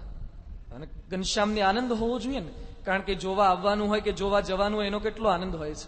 છોકરાઓ જયારે જોવા જવાનું અઠવાડિયાથી ક્લીન સેવ કર્યા કરે, જોવા જવાનું છે. અઠવાડિયાથી ક્લીન સેવ કરે એનો ઉમળકો હોય છે. આપણા ઘરે જોવા આવવાના હોય એનો પણ એક ઉમળકો હોય છે. છોકરીને તાલીમ આપે કે બેટા પીરસવાનું હોય એમાં સાચવીને જવું, ગ્લાસની અંદર 4 આંગળીઓ ન નાખી દેવી, બહારથી પકડવો, અને પછી ટ્રેમાં લઈને જઈએ તો ઢોળી ન નાખવું, નહીં તો પેલા માણસને લાગે કે એના ઘરમાં કાચના ગ્લાસ ફોડશે તો આપણા ઘરમાં શું ફોડશે. એટલે એની પણ એક તાલીમ હોય છે. એ બધું શીખવાડીને મોકલતા હોય છે. આપણો છોકરાને લઈને કોકના ત્યાં જોવા જવાનું હોય ત્યારે પણ શીખવાડવું પડે. ત્યાં પલાઠી વાળીને સોફા પર ચડી ન જવાય, ત્યાં હાચવીને બેસાય. અને જેટલું કોઈ આવે, આઈસ્ક્રીમ આપ્યું હોય, જે કંઈ આપ્યું હોય એ કે આવવા જ દો, કે સારું બન્યું છે, ખાખા ન કરાય, બધું ત્યાં મૂકી રખાય. આ બધું એક વિવેક છે. આ બધું અમે કર્યું નથી હોય. એટલે તમને એમ લાગશે કે નિષ્ફળ ગયા હશે એટલે આ બધા આ બાજુ આવી ગયા હશે, પણ આ તો તમારા બધાના સફળતાના નિષ્ફળતાના અનુભવો છે. પણ આ બધું આનો એક ઉમળક હોય છે, આનંદ હોય છે. તો ઘનશ્યામને આનંદની જગ્યાએ એમને દુઃખ થયું. ઘરે આવ્યા જ નહીં. બપોરનો સમય થયો, જમાડવાનો સમય થયો, પણ ઘરે નથી આવતા. મહેમાન થાકીને છેવટે વિદાય લે છે. ઘનશ્યામ ના આવ્યા. રામ પ્રતાપ ગુસ્સે થઈ ગયા. રામ પ્રતાપ કે તું મોડો કેમ આવ્યો? નિહાલ મિશ્ર તને જોવા માટે આવ્યા હતા, તારે લગ્ન કરવાના છે, વેવિશાળ કરવાના હતા. એ કે મારે વેવિશાળ નથી કરવા. કે પણ લગ્ન કરવા હોય તો વેવિશાળ કરવા જ પડે, મારે લગ્ન પણ નથી કરવા. રામ પ્રતાપભાઈ ઘનશ્યામને કહે છે, ઘનશ્યામ તું નાનો છે એટલે નાદાનીમાં બોલે છે, મોટો થઈશ પછી કામ તને પીડશે, સ્ત્રી વગર નહીં રહેવાય, તું જીવન નહીં જીવી શકે, તું નાદાનિયતમાં બોલે છે. એ સમયે 10-11 વર્ષના ઘનશ્યામ કહે છે, ભૈયા હું નાદાનીમાં નથી બોલતો, મારું કામ તો અનંતને માર્ગેથી ઉગારવાનું છે, એમાં પડવાનું નથી. જો નાનકડા ઘનશ્યામના મોઢામાં શું શબ્દો હતા, ભાઈ શું સમજી શકે કે અનંતને આ માર્ગેથી શું ઉગારવાના છે, કારણ કે એ માયામાં પડેલા હતા. એને માયા પર કરવા માટે નાનકડો બાળક આવા શબ્દ બોલે, એક રીતે સમજી શકાય. પછી ભાભીએ ઘનશ્યામને પ્રેમથી જમાડવા માટે લઈ ગયા. ઘનશ્યામ જમ્યા અને જમી લીધા પછી ઘનશ્યામ પોતે બોલ્યા કે ભાભી આજે તારા હાથનું આ છેલ્લું ભોજન જમું છું. સુવાસીની ભાભી કે હજુ તો લગ્ન નથી થયા અને બહુ ઉતાવળ આવી ગઈ પોતાના ઘરવાળાના હાથનું ખાવાની. ઘનશ્યામ કે આ માયામાં પડેલી ભાભીને કેમનું સમજાવું કે છેલ્લું ભોજન એટલા માટે નથી, હવે ઘર છોડીને જવાનું છે એના માટે આ છેલ્લું ભોજન કહું છું, પણ કેમનું સમજાવું. છેવટે ઘનશ્યામ એ હવે ઉદાસ બને છે, ઘર છોડવાનો પોતે સંકલ્પ કરે છે. જુદા જુદા નિમિત્ત એ ઉભા થતા જાય છે. એક સમયે પોતાના ઘરની પાછળ આવેલા અયોધ્યામાં ચંદ્રમૌલી મહાદેવના મંદિરની અંદર પોતે ત્યાં બપોરના સમયે વિરામ કરતા હતા. ત્યાં એક કાયસ્થ આવ્યો, શિવજી સમક્ષ પોતે ઉભો રહીને પ્રાર્થના કરે છે. ગાલ વજાડીને પ્રાર્થના કરતા કહે છે, હે પ્રભુ, માનવના જન્મની અંદર વિષય ભોગવવાની ઘણી ઝંખનાઓ ઈચ્છાઓ રહે છે, પણ માનવ સહજ મર્યાદાઓ, સમાજની લાજ શરમ, એને લીધે વિષય પૂરતી માત્રામાં ભોગવી શકાતા નથી. તો હવે નવો જન્મ આપો, એ મને લાંબ કર્ણનો આપજો. લાંબા છે કાન જેના તે એવો ગધેડાનો જન્મ મને આપજો, જેથી કોઈ ચિંતા જ નહીં. ગમે તેટલા દીકરા દીકરી થાય ને ભણાવવાની માથાકૂટની, સ્કૂલની એડમિશનની ફીની ચિંતા નહીં, એન્જિનિયરિંગમાં મૂકો, ડોક્ટરી લાઈનમાં મૂકો, છૂટાછેડા થાય કે ન થાય એને પરણાવવાની માથાકૂટ નહીં, અને ટેન્શન ફ્રી જીવન, વિષય ભોગવ્યા જ કરવાના. ઘનશ્યામના કાને આ શબ્દ પડ્યા અને ઘનશ્યામ કહે છે, આવો મનુષ્ય શરીર પ્રાપ્ત થયા પછી માણસો ગધેડાના જન્મની માગણી કરે છે. આવા અબુદ્ધ જીવોને મારે પ્રબુદ્ધ કરવા છે, આવા અસાવધ જીવોને મારે સાવધ કરવા છે. અને ઘનશ્યામ પ્રભુએ ગૃહત્યાગનો પોતે સંકલ્પ કર્યો અને ઘનશ્યામ ગૃહત્યાગ કરવા માટે હવે કૃત નિશ્ચય બન્યા છે. મલ્લ સાથેની જે કઈ મારામારી થઈ હતી એમાં એક મલ્લને મારી મલ્લના પિતાએ ફરિયાદ કરી, એને પણ નિમિત્ત બનાવે છે. નારદજી પ્રભુને પ્રાર્થના કરે છે, એને પણ નિમિત્ત બનાવે છે. પરંતુ મૂળ તો તેમનો હૃદયનો સંકલ્પ હતો. અને સંવત 1848 અષાઢ સુદ દસમ શુક્રવારના દિવસે ગૃહત્યાગ કરવા માટે તેઓ કૃત નિશ્ચય થયા. 11 વર્ષ 3 માસ અને 1 દિવસની ઉંમરે વિશ્વ કલ્યાણ અર્થે નીકળવા માટે એ પોતે ઘરેથી સવારે 3:30 વાગે નીકળી ગયા. અપૃષ્ટવા અગ્રજાદીન સ્વાન બંધુન પૌરમ ચ કંચન એકાકી નિર્યયોગેહા નિત્ય સ્નાનચ્છલેન સહ. સ્નાન કરવાના નિમિત્તે સવારે 3:30 વાગે એ ઘરેથી પોતે નીકળી ગયા છે. અને હવે પછી જે ઘનશ્યામ પ્રભુનો ગૃહત્યાગ, એ જેણે દિલ્હી અક્ષરધામમાં નીલકંઠ યાત્રા ફિલ્મ જોઈ હશે ને, એને હું વર્ણન કરતો જઈશ ને સાથે સાથે ઘરમાંથી કેમ નીકળે છે એ બધું દેખાતું જશે. ઘરેથી નીકળ્યા, પોતાના ભાભી સમક્ષ, ભાઈ સમક્ષ, બીજા ભાઈ સમક્ષ દ્રષ્ટિ કરી અને પછી જટા બાંધીને પોતે ઘરેથી નીકળે છે. ઘનશ્યામ પ્રભુ નીકળ્યા ત્યારે કેવળ 4 વસ્તુ પોતાની સાથે લીધી છે. પગમાં તો કઈ ધારણ કર્યા નથી, પાદુકા પણ ધારણ કરી નથી, કેવળ કૌપીન ધારણ કરી છે. ઘનશ્યામ પ્રભુના માથે જટા છે, ગળામાં શાલિગ્રામ લીધા છે, ગુટકો લીધો છે, કમંડલું લીધું છે. કેવળ 4 વસ્તુ સંતો આપણને સમજાવે છે કે ઘનશ્યામ પ્રભુ કઈ 4 વસ્તુ લઈને નીકળ્યા છે. ધર્મ, જ્ઞાન, વૈરાગ્ય ને ભક્તિ. પાણી ગળવાનું ગરણું એ પોતાની સાથે લીધું છે, ધર્મને સાથે લઈને નીકળ્યા છે. જ્ઞાન એટલે સર્વશાસ્ત્ર માત્રનો સારરૂપ એવો ગુટકો લઈને નીકળ્યા છે. વૈરાગ્ય એટલે કે કમંડળું એ પોતાની સાથે લીધું છે, વૈરાગ્યનું પ્રતીક. અને ભક્તિ એટલે શાલિગ્રામ અને માળા પોતાની સાથે લીધી છે. કોઈ બીજો સામાન એ પોતાની સાથે લીધો નથી. આવડી મોટી યાત્રાએ નીકળ્યા હતા. કેટલો સમય ફરવાનું છે, ક્યાં ફરવાનું છે, અખિલ ભારતની પદયાત્રા કરવાની છે, છતાં પણ સાથે કોઈ સામાન લીધો નથી. આપણે ક્યાંક બહાર નીકળીએ ને તો છેવટે 2-5 રૂપિયા તો ખિસ્સામાં રાખીએ. અત્યારે બધા પારણમાં આવ્યા હશો ને, અહીંયા કઈ બધા આપવાના નથી ને અત્યારે, તોય કંઈક લઈને તો આવીએ જ.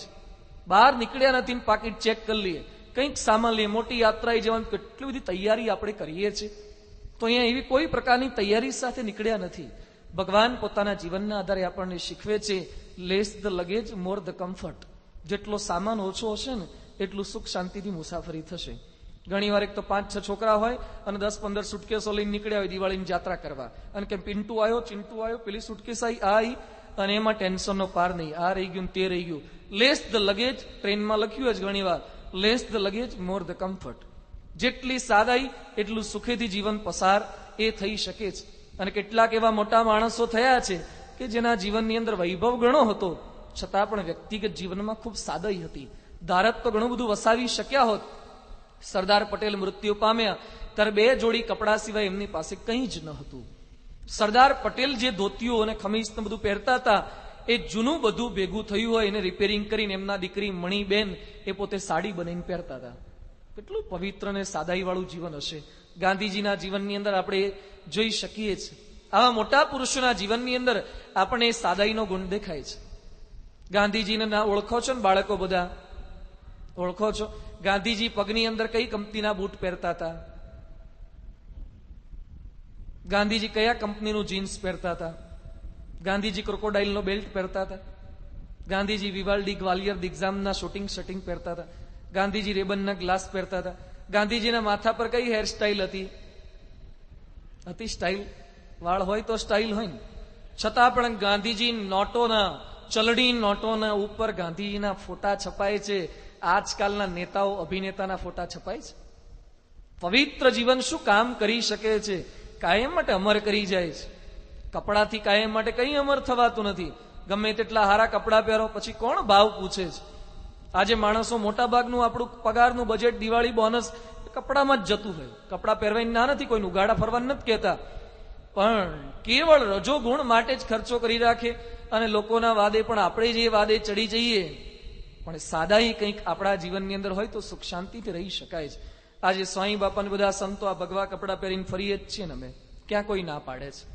આપણે તમારે તો બધા કપડાં કેટલા જુદા હોય. આ સભામાં આવવાના જુદા, કાર્યકર હોય તો કાર્યકરની મીટિંગનો જબ્બો લેંગો જુદો, કોકની કાણ મોકાણમાં ગયા હોય તો એના કપડાં જુદા, કોકના લગ્નમાં ગયા હોય તો એના જુદા, સ્કૂલના જુદા, ફેક્ટરીના જુદા, વોકિંગ કરવા બરમુડો પહેરીને નીકળે, ચડ્ડો પહેરીને એ જુદા.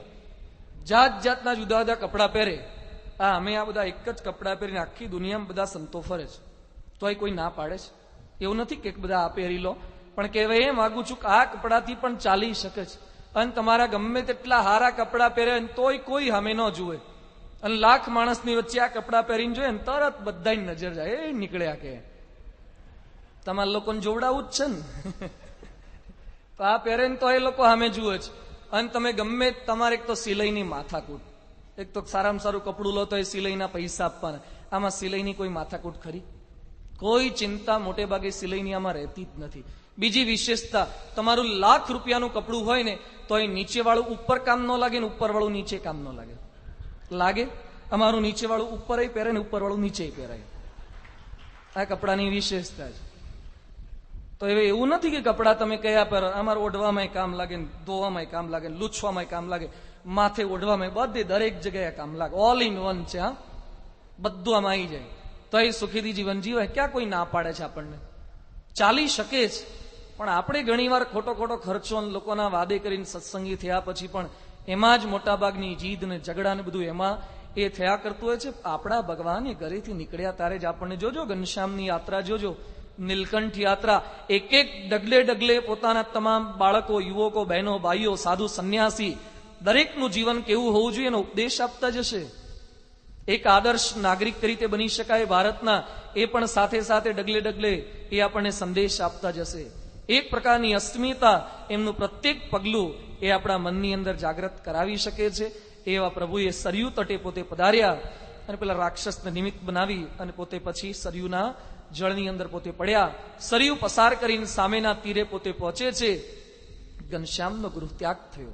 ઘરેથી નીકળી ગયા સુહાસિની, ભાભી, રામ પ્રતાપભાઈ, ઈચ્છારામ એ બધા વિરહની અંદર જુરે છે, વિલાપ કરે છે. કેટલાક 2-3 માણસોને રડતા મૂકે છે, પણ સામે કરોડો માણસોને એમણે ખુશ કરવાતા, રાજી કરવાતા. એના માટે ઘર છોડીને નીકળ્યા છે. શા માટે ઘર છોડી દીધું? જ્યારે ધર્મ નથી રહેતા, જ્યાં ભક્તિ નથી રહેતી, ત્યાં ભલીને પછી પોતાનું કુળ હોય છતાં ભગવાન પણ નથી રહેતા. ઘણી વાર ઘણા કહે છે ને ભગવાનનું કુળ. ભગવાનનું કુળ શું? ધર્મ ને ભક્તિ હોય તો ભગવાન રહે છે. ધર્મ અને ભક્તિ નથી, ભગવાન ત્યાંથી પોતે નીકળી જાય છે. ઘનશ્યામે ગૃહ ત્યાગ કર્યો. શા માટે ગૃહત્યાગ કર્યો? એમનો ગૃહત્યાગ વિશિષ્ટ અને વિરલ એ કઈ રીતે છે? દલપતરામે પોતે લખ્યું છે, સંસાર છોડી જન બેખ ધારે, તે તો દિશે છે ત્રિવિધ પ્રકારે, ભાખો હવે સાંભળ વેદભાઈ, ક્રોધે સુબોધે કરજે મુંજાઈ. માણસો ગૃહત્યાગ કરતા એના ઘણા બધા નિમિત્ત હોય છે. ક્રોધમાં આવીને ઘર છોડીને જતા રહે, ઝઘડો થઈ જાય એટલે. કોકનો ઉપદેશ મળે તો પણ ઘર છૂટી શકે છે. બહુ દેવું થઈ ગયું હોય તોય ઘર છૂટે, બહુ દેવું થયું તોય ઘણા કથા વર્તમાઈને બેસી જતા હોય. એટલો ટાઈમ તો નિરાત રહે કે ઉઘરાણી વાળા આવે નહીં, કે કોઈ ટેન્શનની માથાકૂટ નહીં. એ રીતે પણ બધી પ્રવૃત્તિ થઈ શકતી હોય છે. અહીંયા ઘર છોડીને નીકળ્યા છે, ગુસ્સામાં આવીને ઘર છોડીને નથી નીકળ્યા. કોઈએ ઉપદેશ પણ નથી આપ્યો. આજે ભર્તુહરિને ગોપીચંદે ઘર છોડ્યા, એની પાછળ ઇતિહાસ છુપાયેલા છે. એને પેલી પત્નીએ દગો દીધો, અમર ફળ આપ્યું, એને પેલા અશ્વપાલને આપ્યું, અશ્વપાલે પાછું દાસીને આપ્યું, દાસીએ પાછું ભર્તુહરિને આપ્યું, ભર્તુહરીએ હાથમાં લીધું કે આ તો મારું આપેલું ફરતું ફરતું પૃથ્વી ગોળ છે, ફરતું ફરતું આ બાજુ આવી ગયું. અને પછી મનમાં થઈ ગયું, યામ ચિંતયામિ સતતમ મયી સા વિરક્તા સાપ્યન્નમિચ્છન્તિ સજનોન્યસક્ત અસ્મત કૃતે ચ પરિશુષ્યતિ કાચિદન્યા દિક્તામ ચ તમ ચ મદનમ ચ ઇમામ ચ મામ ચ. જેને હું ચાહતો તે પાછી બીજાને ચાહે, બીજો ત્રીજીને, ત્રીજી પાછી મને. આ સંસાર ખરેખર આવો જ છે. હવે આમાંથી ત્યાગી થવું જોઈએ. ઘનશ્યામ પ્રભુને કોઈ ચંદ્રકળાએ પ્રેમ કર્યા પછી આવો દગો નહોતો દીધો, એટલે ગૃહત્યાગ કરીને નીકળ્યા હોય. આવો કોઈ દગાની ભાવના જ નથી જન્મી. એમનો ગૃહત્યાગ કોઈ આવા નિમિત્તને લીધે નથી થયો. ગોપીચંદને એના માતુશ્રીએ શબ્દ કીધા હતા કે બેટા તારી કાયા પણ રાખમાં રોળાઈ જશે, માટે તું પણ ત્યાગી થઈ જા, ફકીરી લઈ લે. એટલે એ પણ નીકળ્યા છે. અહીંયા આમને કોઈ એવો સદુપદેશ પણ નથી આપ્યો. કેવળ પોતાના કલ્યાણ માટે નહીં, અનંતના કલ્યાણ માટે ઘર છોડીને પોતે નીકળ્યા છે. અનંત લોકોના સંપર્કમાં આવશે. વિકટ વાટ તેઓએ પસંદ કરી છે. જંગલના માર્ગે જવાનું છે. નાની ઉંમર છે, 11 વર્ષે નીકળ્યા છે. જો ઘનશ્યામનો ગૃહત્યાગ 11 વર્ષે થયો છે. આજે 40-50 વર્ષે આપણે સભામાં આવવું હોય ને, અને સંતો કે સભામાં આવતો હોય એ કે સ્વામી અમારી સોસાયટીમાં બીજું કોઈ આવતો નથી, હું એકલો પડી જઉં છું. 40-50 વર્ષે આપણે સભામાં આવવા માટે એકલા પડી જઈએ. અને ઘનશ્યામ પ્રભુ 11 વર્ષે ઘર છોડીને નીકળે છે. તેમને જંગલની અંદર પશુ પક્ષીઓની બીક નહીં લાગી હોય, પણ એની વચ્ચે પણ સંકલ્પ કર્યો હતો કે મારે કંઈક કાર્ય કરી બતાવવું છે. વન વિચરણનો પોતે પ્રારંભ કરે છે. વનની અંદર પ્રકૃતિના તત્વો એ ઘનશ્યામ પ્રભુને પોતે આવકારે છે. વિચરણ કરતા કરતા હિમાલયની વાટ તેઓને લેવાની હતી. રસ્તામાં હનુમાનજી પોતે પ્રગટ થયા. હનુમાનજી પ્રભુની પાસે પધાર્યા અને પ્રભુને કહે છે કે પ્રભુ આપ વિચરણ કરવાના છો તો હું પણ આપની સાથે સેવામાં જોડાઈશ. નીલકંઠ પ્રભુની સાથે જોડાય છે.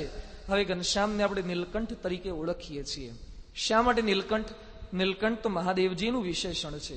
જેઓએ વિષ પોતાના ગળાની અંદર રાખી મૂક્યું હતું, નીલો છે કંઠ જેનો, તે એને નીલકંઠ કહેવાય છે. તો સ્થૂળ દ્રષ્ટિએ ભગવાન સ્વામિનારાયણે કોઈ વિષનું એ રીતે કંઈ પાન નહોતું કર્યું, છતાં પણ એને નીલકંઠ કેમ કહેવાય છે?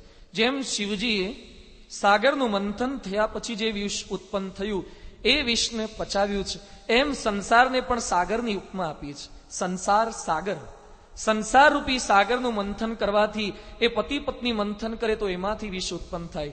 ભાઈ ભાઈના મંથનથી વિષ ઉત્પન્ન થાય. પરસ્પરના સંબંધીઓમાંથી જે વિષ ઉત્પન્ન થાય એ વિષને જે પચાવી જાણે છે અને લોકોને અમૃત માર્ગે દોરે છે એને પણ નીલકંઠ કહેવાય છે. એટલે આપણે એને નીલકંઠ કહીએ છીએ. પેલું વિષ તો એક વખત દરિયામાંથી ઉત્પન્ન થયું. આ વિષ તો ડગલે ને ડગલે પતિ પત્ની વચ્ચે ઉત્પન્ન થાય, ભાઈ ભાઈ વચ્ચે ઉત્પન્ન થાય, સાસુ વહુ વચ્ચે વિષ ઉત્પન્ન થાય છે. એ વિષને જે પચાવનારા એ નીલકંઠ કહેવાય છે. હવે નીલકંઠની સાથે હનુમાનજી પોતે રહેવાનો સંકલ્પ કરે છે. એ વખતે નીલકંઠ કહે છે, મારું તે ભક્ત રાજન ત્વામ જાનામ્યેનુપમં દૃઢમ સ્મરામિ ત્વામ યદા તર્હિ ત્વયાગમ્યમ મમાંતિકે. હું જાણું છું કે આપ સાચા સેવક છો, અનુપમ ભક્ત છો, પરંતુ સ્મરામિ ત્વામ યદા તર્હિ, હું જ્યારે આપને યાદ કરું ત્યારે આપ મારી સેવામાં જોડાઈ જશો. બાકી અત્યારે સાથે સાથે ચાલવાની કોઈ જરૂરિયાત નથી. હનુમાનજી નીલકંઠવણીના પ્રારંભમાં સેવામાં આવી ગયા હતા. અખંડ દાસ બનીને પોતે રેલા છે.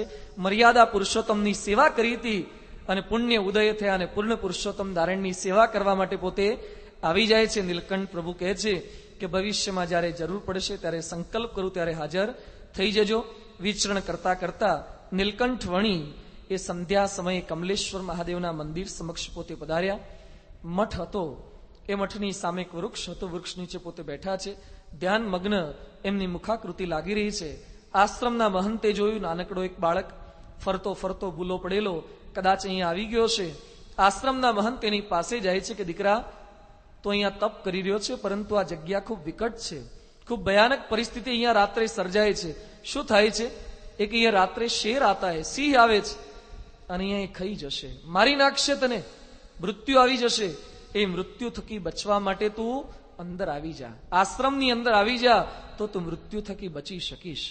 અને નીલકંઠ જે જ્ઞાન આપે છે, 11 વર્ષનો બાળક, વર્ષોથી આશ્રમની મહંતાઈ કરનારા, ચેલાઓનું પરિપોષણ કરનારા, એને ઉપદેશ આપતા કહે છે, સંતાઈ પેઠે નહીં મોત મૂકે, ચૂકવવાથી નહીં મોત ચૂકે, અનેક દોરા 10 હાથ બાંધે, આયુષ્ય તૂટે નહીં કોઈ સાંધે. રાજા જુઓ વૈદય અનેક રાખે, આરોગ્ય થાવા બહુ ચીજ ચાખે. જીવાડવા જત્ન ગણા કરે છે, તે તો ગણા બાળપણે મરે છે. આયુષ્ય તૂટે નહીં કોઈ સાંધે. તમે મને અંદર લઈ જશો એટલે મૃત્યુ નહીં આવે. અંદર ગયા પછી પણ મૃત્યુ આવવાનું હશે, તો આવવાનું જ છે, એને કોઈ ટાળી શકતું નથી. ગમે તેટલા દોરા બાંધો, હાથે બાંધો, પગે બાંધો, ગળે બાંધો, બધે બાંધો, છતાં પણ મૃત્યુ આવશે આવશે જ. છતાં પણ સમાજની અંદર અંધશ્રદ્ધા છે, એટલે મૃત્યુ થકી બચવા માટે દોરા બાંધશે, માનતાઓ, આખડીઓ, જાત જાતનું બધું માણસો કરતા હોય છે. આ જાત જાતના કાળા દોરાની તો ફેક્ટરીઓ જ બંધ કરી દેવા જેવી છે. એટલા દોયડાઓ બધા, ઘણી વાર છોકરાના ત્યાં ઘર જઈએ ને, ઘરે હરિભક્તોના ઘરમાં, નાના દીકરાને એટલા દોયડા બાંધ્યા હોય, હાથે બાંધ્યા હોય, પગે બાંધ્યા હોય, અહીંયા કમરે બાંધ્યા હોય, કંઈક થઈ જશે કે સ્વામી, હચવા માટે ને ઝાડા પેશાબ થઈ ગયા, દાંત આવે છે, દોરડા બાંધ કરે છે. એક બળદિયાને બાંધ્યો હોય ને એટલા દોયડા છોકરાને બાંધી દેશે. તો દોરા બાંધવાથી કઈ કાયમ માટે સારું થવાનું છે?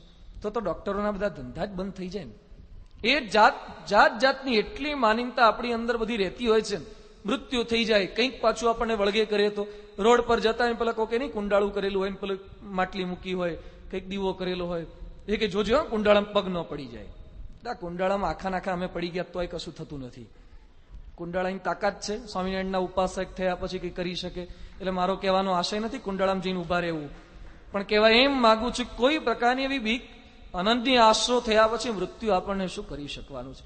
ભગવાન અને સંતના આશ્રય બેઠા છે. વડાપ્રધાન મનમોહનસિંહ સાથે ઓળખાણ થઈ. અરે પોલીસ કમિશનર તમારા મિત્ર હોય, પછી પેલા ચકલી જમાદાર ઠોલાથી ડરવાની શું બીક છે? એનાથી શું ડરવાનું? એ આપણું શું બગાડી શકવાના? જેનો આશરો આપણને અનન્ય આશ્રય થયો હોય, તો આવી જાત જાતની માનીતા આપણને રહ્યા જ કરતી હોય છે. બીજું બધું દોરા ધાગામાં બધે એટલી શ્રદ્ધા અંધશ્રદ્ધા રહ્યા કરે. કાળી ચૌદસ આવે ને કકડાટ કાઢે ઘણા. અહીંયા છે રિવાજ તમારે, વડા બનાવે અને વડા બધાને બહાર મૂકી આવે. પછી શું કર્યું? એક કકડાટ કાઢી આવ્યા. સ્વામિનારાયણના ભક્ત બન્યા પછી કકડાટ શેનો રેત કાઢવા જાઓ છો? કકડાટ આપણા ઘરમાં શેનો? એટલા બનાવીને ખાઈ જાઓ ને. તો કકડાટ આપણે વડા બહાર કાઢવાના હોય. આ જાત જાતનું મૃત્યુની બીક ને બધું એવું બધું રહેતું હોય છે, મલિન ભાવના. એટલે કે છે મૃત્યુ આવવાનું હશે તો કઈ ગમે તેટલી સાધના પ્રયત્ન કરશો, એ મૃત્યુ આવશે જ. આ લોકનું નામ મૃત્યુ લોક છે. વાસણ સ્ટોલ લખ્યું હોય તો વાસણ મળે જ, કાપડનું માર્કેટ લખ્યું હોય તેમાં કાપડ મળે જ. એમ જે નામ હોય એ માલ અંદર હોય જ. મૃત્યુ લોક છે તો અહીંયા મૃત્યુ આવે જ. એકવાર એક મહાત્માને એક ભક્તે પૂછ્યું કે સ્વામીજી, આ લોકમાં નિશ્ચિતમાં નિશ્ચિત શું? એ કે મૃત્યુ. પછી કે અનિશ્ચિતમાં અનિશ્ચિત, એ કે મૃત્યુ. એ કે આવું કઈ રીતે હોઈ શકે? જે વસ્તુ કઠણમાં કઠણ હોય એ ઢીલામાં ઢીલી કઈ રીતે હોઈ શકે? જે કઠણ છે વળી ના શકે, જે વળી શકે છે કડક ન રહી શકે. એ બંને અલગ પ્રકારના ગુણ છે.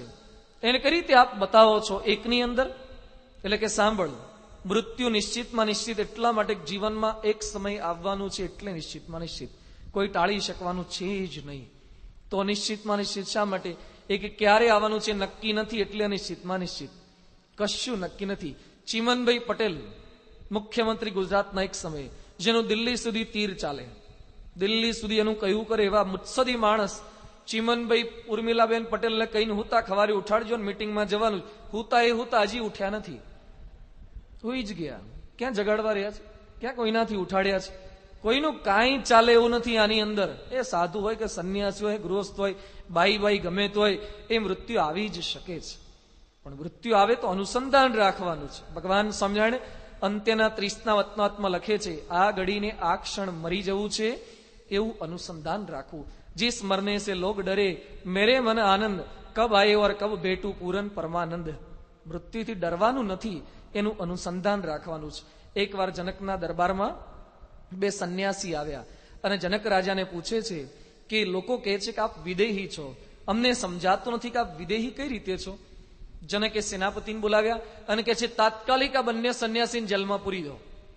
પેલા કે પણ અમારો વાંક ગુનો, એ કે જેલમાં તો પૂરી દો એટલું જ નહીં, આવતીકાલે ફાંસીના માચડે ચડાઈ દો બે જણાને. એ કે આટલું પૂછ્યું એમાં ફાંસી, એ કે બોલશો જ નહીં, જેલમાં જતા રહો. જેલમાં પૂરી દીધા બે જણાને. એ કે ખાવું એટલું આજે ખવડાવી દો, પછી ખવાય તો ને. જેલની સજા થઈ હોય, આવતીકાલે ફાંસી મળે પછી ખાવું કેમનું ભાવે.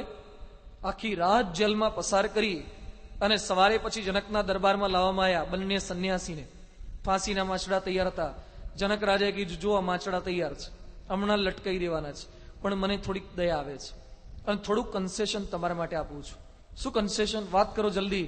એ કે તમારા બંને હાથની અંદર પાત્ર હશે, એ પાત્રની અંદર છલોછલ તેલ ભરેલું હશે. લાકડાના કે સોનાના કઈ પાત્ર હશે, એની અંદર છલોછલ તેલ ભરેલું હશે. તમારે બંને જણા એ બંને હાથમાં છલકતા એ તેલવાળા વાસણ લઈને ચાલવાનું, આખા નવસારી એમાં ચાલવાનું. હા, બધે શહેરમાં ફરવાનું. એક પણ છાંટો તેલનો નીચે ન ઢોળાવો જોઈએ. જો ઢોળાશે તો તમારી બંને બાજુમાં ખુલ્લી તલવાર લઈ અને મારા સૈનિકો ચાલતા હશે. જેવું ઢોળાયું એવું તલવારથી તમારું માથું એ જુદું કરી નાખશે.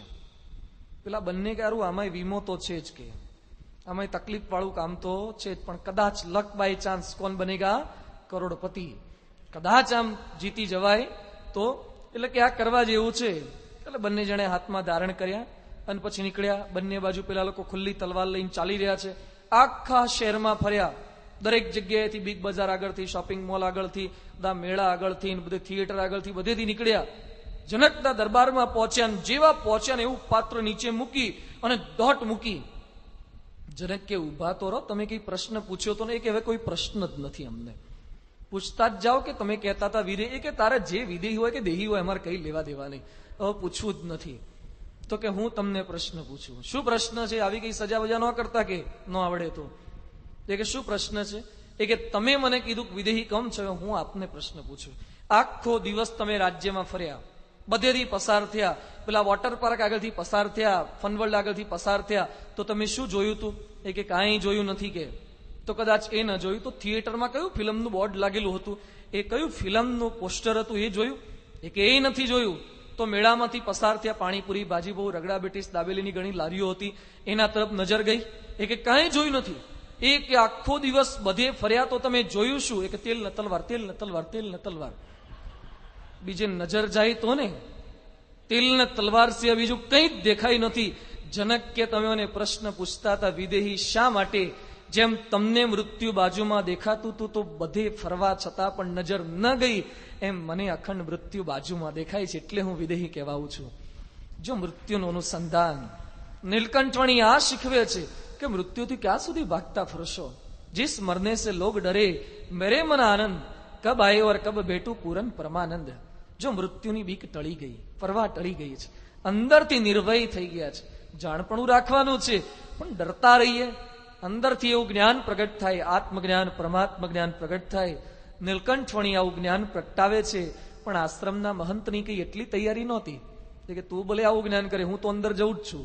એ તો અંદર પહોંચી ગયા, રાત્રે રાહ જુએ છે કે હમણાં આવશે અને અહીંયા મારી ખાશે. સિંહ આવ્યો પણ ખરો, નજીક પણ ગયો. પેલા લોકોના કાળજા ઊંચા, કાળજાની આંખા ઊંચા થઈ ગયા. પણ નીલકંઠવાણીની બાજુમાં સિંહ આવી અને મસ્તક ઝુકાવી ત્યાં બેસી જાય છે. સવારના પોરમાં નીલકંઠવાણીના શરીર પર હસ્ત પ્રસારે છે અને પછી પોતે ચાલતો નીકળી જાય છે. નીલકંઠ ત્યાંથી નીકળતા હોય છે અને આશ્રમના મહંત આવી ગયા. આપ रुक जाओ, आश्रम आपका, हम आपके, पूरी महंताई आपको देने के लिए तैयार है. એ સમયે 200 વર્ષ પહેલા વાર્ષિક ₹1,00,000ની આવક એવી મહંતાઈ આપે. નીલકંઠવાણી કહે છે કે આવી મહંતાઈ કરવી જ હોત તો અયોધ્યામાં ક્યાં મંદિર ઓછા હતા, અમારા ઘરે ઘણું બધું હતું, પણ આ નથી કરવું. તમે સિંહને વશ કરો એવા છે, મારે આવા એક સિંહને વશ નથી કરવો. મારે તો ભવિષ્યમાં એવા ઘણા નરસિંહને વશ કરવા છે, જે માણસ છે પણ એવી સિંહ જેવી પ્રકૃતિ વાળા છે, એની પ્રકૃતિઓ મારે બદલી નાખવી છે. એના માટે એમનો ગૃહત્યાગ હતો. આ રીતે પ્રથમ જ પરિચય ફર્સ્ટ ઇમ્પ્રેશન જ આવી દિવ્ય પાડી અને પછી વન વિચરણમાં પોતે આગળ નીકળી રહ્યા છે. ગુપ્ત ગંગા થઈ જોશી મઠ પધાર્યા. બદ્રીનાથ જવાનો એમણે પોતે સંકલ્પ કર્યો છે. પૂજારી ના પાડે છે, ઠંડી છે, ત્યાં નહીં જવાય, છતાં પણ મહારાજ પોતે જાય છે. નરનારાયણના દર્શને જતા રસ્તામાં એમને 4 યુગ મળ્યા. સતયુગ છે, ત્રેતાયુગ, દ્વાપરયુગ અને કલયુગ એમને મળે છે. એ સમયે સતયુગે બ્રાહ્મણના વેશે આવીને પ્રભુને પ્રાર્થના કરે છે કે પ્રભુ મારી કંઈક સ્થાપના કરજો. આપ પૃથ્વી પર રોકાવાના છો તો મને ક્યાં સ્થાન આપશો? ભગવાન પોતે કહે છે કે હું તપ અને ધ્યાન એની સ્થાપના કરીશ, લોકોને માર્ગે દોરીશ. એટલે સતયુગનું સ્થાન એ છે જ્યાં તપ થતું હોય, જ્યાં લોકો ધ્યાન કરતા હોય, ત્યાં તમે આવીને રહેજો. ક્ષત્રિય વેશે ત્રેતાયુગ આવેલો હતો. એ કહે છે પ્રભુ મારું સ્થાન ક્યાં? નીલકંઠવણી કહે છે ભવિષ્યમાં મોટા મોટા યજ્ઞ કરીશ, યજ્ઞમાં તમે આવીને રહેજો. ત્રેતાયુગમાં યજ્ઞ થાય એટલે યજ્ઞમાં તમે આવીને રહેજો. વૈશ્ય વેશે દ્વાપર યુગ પધાર્યા હતા. એ કે મારું સ્થાન ક્યાં?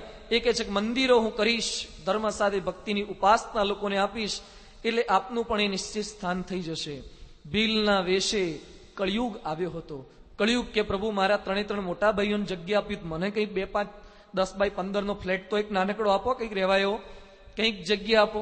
મારે ક્યાં રહેવું? પ્રભુ કે પૃથ્વી પર સતયુગનું સ્થાપન કરવા હું આવ્યો છું, તને ક્યાં રાખો? ના પ્રભુ મને કંઈક સ્થાન તો આપો. નીલકંઠવણી કહે છે ભવિષ્યમાં હું શિક્ષાપત્રીની રચના કરીશ, ધર્મ માર્ગની માર્ગદર્શિકા. એ શિક્ષાપત્રી પ્રમાણે જે લોકો ન ચાલે ને એના ઘરમાં રહેવાય, તન છૂટ જા. સમજી ગયા ને? ક્યાં રહેશે? જે શિક્ષાપત્રી પ્રમાણે ન વર્તે એના ઘરમાં કળિયુગને રહેવાની પ્રભુએ છૂટ આપી છે. જ્યાં શિક્ષાપત્રી પ્રમાણે વર્તાય છે, જેવા ગુણાતીત સંતનો સમાગમ પ્રાપ્ત થયો છે, ત્યાં સતયુગ જ છે. બાપા 4 વર્ષ પહેલા સારંગપુરમાં હતા અને કથા વાર્તામાં સ્વામીશ્રી 4 પ્રકારના યુગનું વર્ણન કરતા હતા. એમાં સ્વામીશ્રીએ વાત કરી કે સતયુગ હોય, ત્રેતા હોય, દ્વાપર હોય. પછી સ્વામીએ સામેથી પ્રશ્ન પૂછ્યો કે રાણા કેટલા યુગ છે? રાણા કે સ્વામી 4 યુગ. સ્વામી કે કેટલા યુગ છે ગણાવો. એમને યુગ ગણાવ્યા. પછી સ્વામીશ્રી હર્ષદ રાણાને કહે છે કે રાણા અત્યારે કયું યુગ ચાલે છે? રાણા કે સ્વામી કળિયુગ ચાલે છે. એ વખતે પરમ પૂજ્ય પ્રમુખ સાંઈ મહારાજ હર્ષદ રાણાને કહે છે કે રાણા વર્ષોથી સત્સંગમાં આવો છો, છતાં કેમ ભૂલા પડ્યા? અત્યારે ગુણાતીત પુરુષના સાનિધ્યમાં કળિયુગ કેમ હોય? અત્યારે તો સતયુગ ચાલે છે. જો બહાર ભલે ને કળિયુગ ચાલતો હોય, પણ આ પુરુષના સાનિધ્યમાં સતયુગ છે. જે ધર્મ પ્રમાણે વર્તે છે, જે ગુણાતીત સંત સાથે જોડાયેલા છે, એ કાયમ માટે સતયુગની અંદર જ રહેલા છે. પ્રભુ આવો દિવ્ય સંદેશ આપી અને માન સરોવર સંવત 1849 અંદર ત્યાં પધાર્યા. યાત્રા જોજો, અયોધ્યાથી પ્રારંભ કર્યો છે, પગપાળા ચાલવાનું, શિયાળાની કાતિલ ઠંડીમાં જવાનું. માન સરોવર અત્યારે આપણે જવું હોય તો એ કઠિન પડે એવી પરિસ્થિતિ છે. એની વચ્ચે વિઘ્નો વટાવતા વટાવતા એ માન સરોવર પહોંચ્યા. ત્યાં શ્વેત હંસો જોયા અને નીલકંઠવણીએ સંકલ્પ કર્યો કે આવા માન સરોવરના પવિત્ર હંસો જેવા પરમહંસ મારે બનાવ્યા છે. જે મોતીનો ચારો જેમ હંસ ચરે છે, એમ જે ભગવાનનો ચારો ચરે પણ જગતના કોઈ વિષયને ન ભોગવે, એવા પરમહંસોનું મારે નિર્માણ કરવું છે. એવો દિવ્ય સંકલ્પ પોતે ત્યાં કર્યો. ત્યાંથી વિચરણ કરતા કરતા પુલ્હાશ્રમમાં તપ કરવાની તેમની ઉત્કંઠા હતી. એટલે પુલ્હાશ્રમ બાજુ પોતે વાટ પકડે છે. રસ્તામાં બાંસી શહેર આવતું હતું. એ બાંસી શહેરની બાજુમાંથી સામે એક ઉદ્યાન હતું, બગીચો હતો. ત્યાં પોતે થોડોક સમય વિરામ કરવા માટે બેઠા. બગીચામાં ધ્યાન કરતા હતા. ત્યાં રાજાના નોકરો એ બંદૂક લઈને પોતે નીકળ્યા. બાંસી શહેરના જે કે રાજા હશે ને નોકરો બંદૂક લઈને નીકળ્યા. અને સામે નીલકંઠવણીની થોડેક દૂર પક્ષીનું જોડું એ પોતે ત્યાં આનંદ કિલ્લોલ કરતું હતું. પેલા એ ગોળી મારી અને પક્ષીને વિધી નાખ્યું. આક્રંદ કરતું પક્ષીએ જમીન પર પોતે પડ્યું. નીલકંઠની આંખ ખુલી ગઈ. કોઈને દુખીઓ રે દેખી ન ખમાય, કોઈનું દુઃખ પોતે જોઈ શકતા નહીં. નીલકંઠવણી આ દ્રશ્ય જોઈ નીલકંઠવણી વિચાર કરે છે, આ પક્ષી આ પારધીનું શું બગાડ્યું હતું? શા માટે આ લોકોને ગોળી મારી? આવું મનની અંદર એકદમ કરુણાદ્ર પોતે બની ગયા. અને પછી મનની અંદર એક વિચાર થોડીક ક્ષણ માટે આવી ગયો કે બળ્યું આ શેર. ક્ષણ માટે આ સંકલ્પ થયો કે બળ્યું આ શેર. અને તાત્કાલિક શહેરની અંદર અગ્નિની જ્વાળાઓ લાગી ગઈ અને આખું શહેર કૂદકે ને ભૂસકે બળવા લાગ્યું. નીલકંઠવણીએ જોયું દ્રશ્ય કે માણસો એ ચીચિયારીઓ પાડી રહ્યા છે, બૂમો પાડી રહ્યા છે, આગ શમાવવા માટે પ્રયત્નો કરી રહ્યા છે. નીલકંઠવણી તાત્કાલિક બાજુમાં આવેલા ઝરણામાં કે સરોવરમાં પોતે પહોંચ્યા. પાણીની અંજલી પોતાના હાથમાં લીધી અને પ્રભુ પોતે સંકલ્પ કરે છે, હે મારી વાણી, આજ પછી મારી વાણીથી કે મનથી પણ કોઈને દુઃખી કરવાનો ભૂલથી પણ સંકલ્પ થાય તો એ નિષ્ફળ થજો. મારાથી કોઈને દુઃખી કરવાનો સંકલ્પ પણ કેમ થાય? મારાથી કોઈ દુઃખી થાય એવી વાણી પણ કેમ વપરાય? કોઈને દુઃખીઓ રે દેખીને ખમાય, દયાળુપણું તો હતું, છતાં પણ એના આધારે પણ કોઈ બીજાને પણ દુઃખી ન કરવા. કોઈ દુઃખી થાય એવી આપણી વાણી પણ ન હોવી જોઈએ. કોઈ દુઃખી થાય એવો મનથી આપણાથી સંકલ્પ પણ ન થાય. ઘણીવાર આપણી વાણી ડગલે ને પગલે, ઘણા માણસોને એવી ટેવ હોય છે, જે મળ્યો નથી ને અડફેટે લીધો નથી.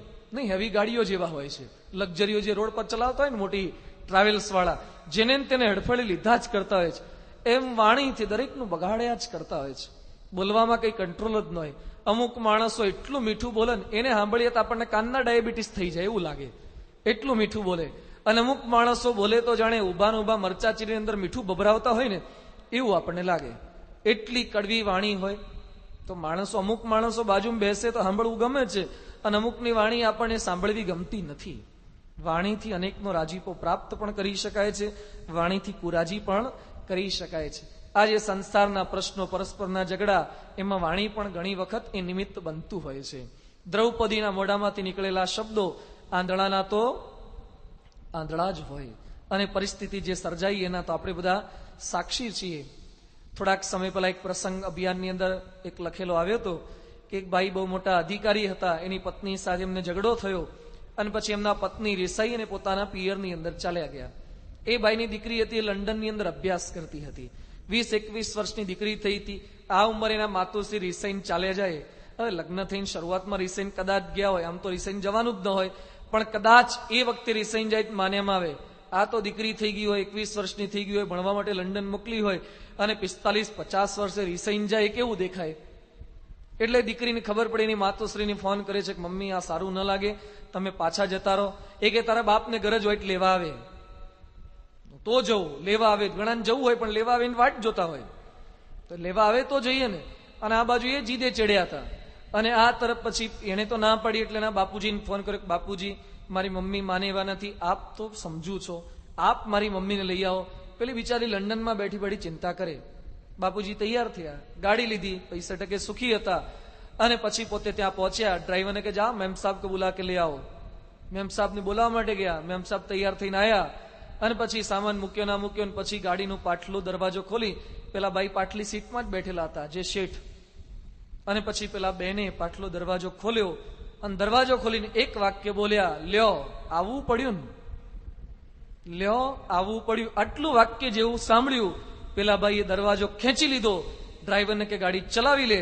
ગાડી ચલાવીને જતા રહ્યા. પેલા બેન ત્યાં રહી ગયા, હજી એ ત્યાં રહી ગયા, કોઈને જવું હોય તો જોવા. મૂકીને જતા રહ્યા. શા માટે આવું બોલવું પડ્યું? રહી ગોઠવાઈ જાતો, અમથે અમથું બોલીને બગાડ્યું. હવે આયા હતા લેવા માટે, બિચારો સામે તો જતું રહેવું જોઈએ ને, તો એ સંભળાવવાની ટેવ, વારે ઘડીએ કોકને બદલો લેવાની ટેવ, આ બોલીને ઘણીવાર એ વાણી આપણું બગાડતી હોય છે.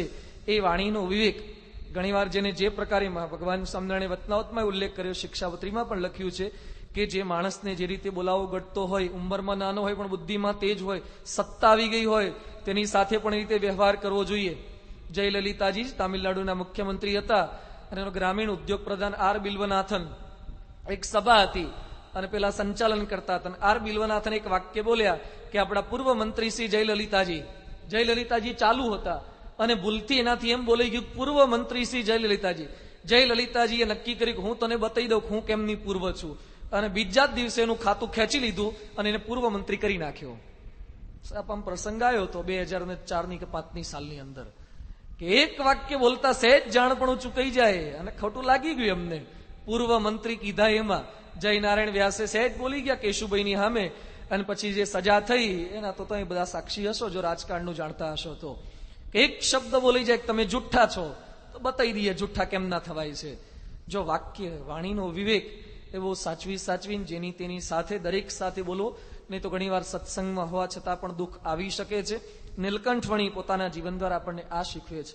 લોકમાં કે છે બોલે એના બોર વેચાય, 9 બોલ્યામાં 9 ગુણ, તો કરવું શું? માપનું બોલવું, હરખું બોલવું, પ્રિય લાગે એવું બોલવું.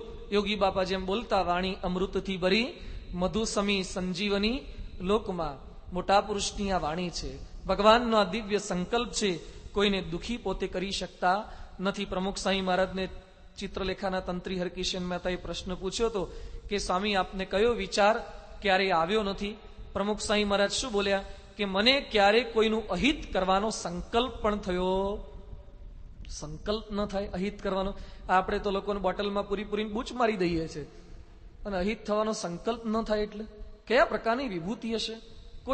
કોઈના અહિતનો એને સંકલ્પ થતો જ નથી. જેમ જેમ એમની નજીક જઈએ ને એમ અમને સંતોને પણ અપાર મહિમા સમજાય છે કે કયા પ્રકારનું જીવન આ શક્ય હોય આ કળીકાળની અંદર. આટલા વિરોધીઓનો પણ ક્યારેક કોઈ પ્રકારે ભૂંડું થાય એવો સંકલ્પ ન કરવો. બાપા થોડાક સમય પહેલા સાંકરીમાં દિવ્ય સન્નિધિ પર્વમાં હતા, અને પછી શિબિર સમય કંઈક ભાવનગર બાજુ વાવાઝોડું આવવાનું હતું. એટલે બાપાને સંતોએ સમાચાર આપ્યા, કાર્યકર્તાએ વાત કરી કે સ્વામી પ્રાર્થના કરીએ ભગવાનને, વાવાઝોડું ગુજરાત પર જે કંઈ સ્પીડે આવવાનું આવશે તો વર્ષો પહેલા કંડલામાં વાવાઝોડું આવ્યું, લાખો કરોડનું નુકસાન થયું, નુકસાન થશે. સ્વામી કે સારું, ભગવાનને પ્રાર્થના કરીએ વાવાઝોડું ના આવે.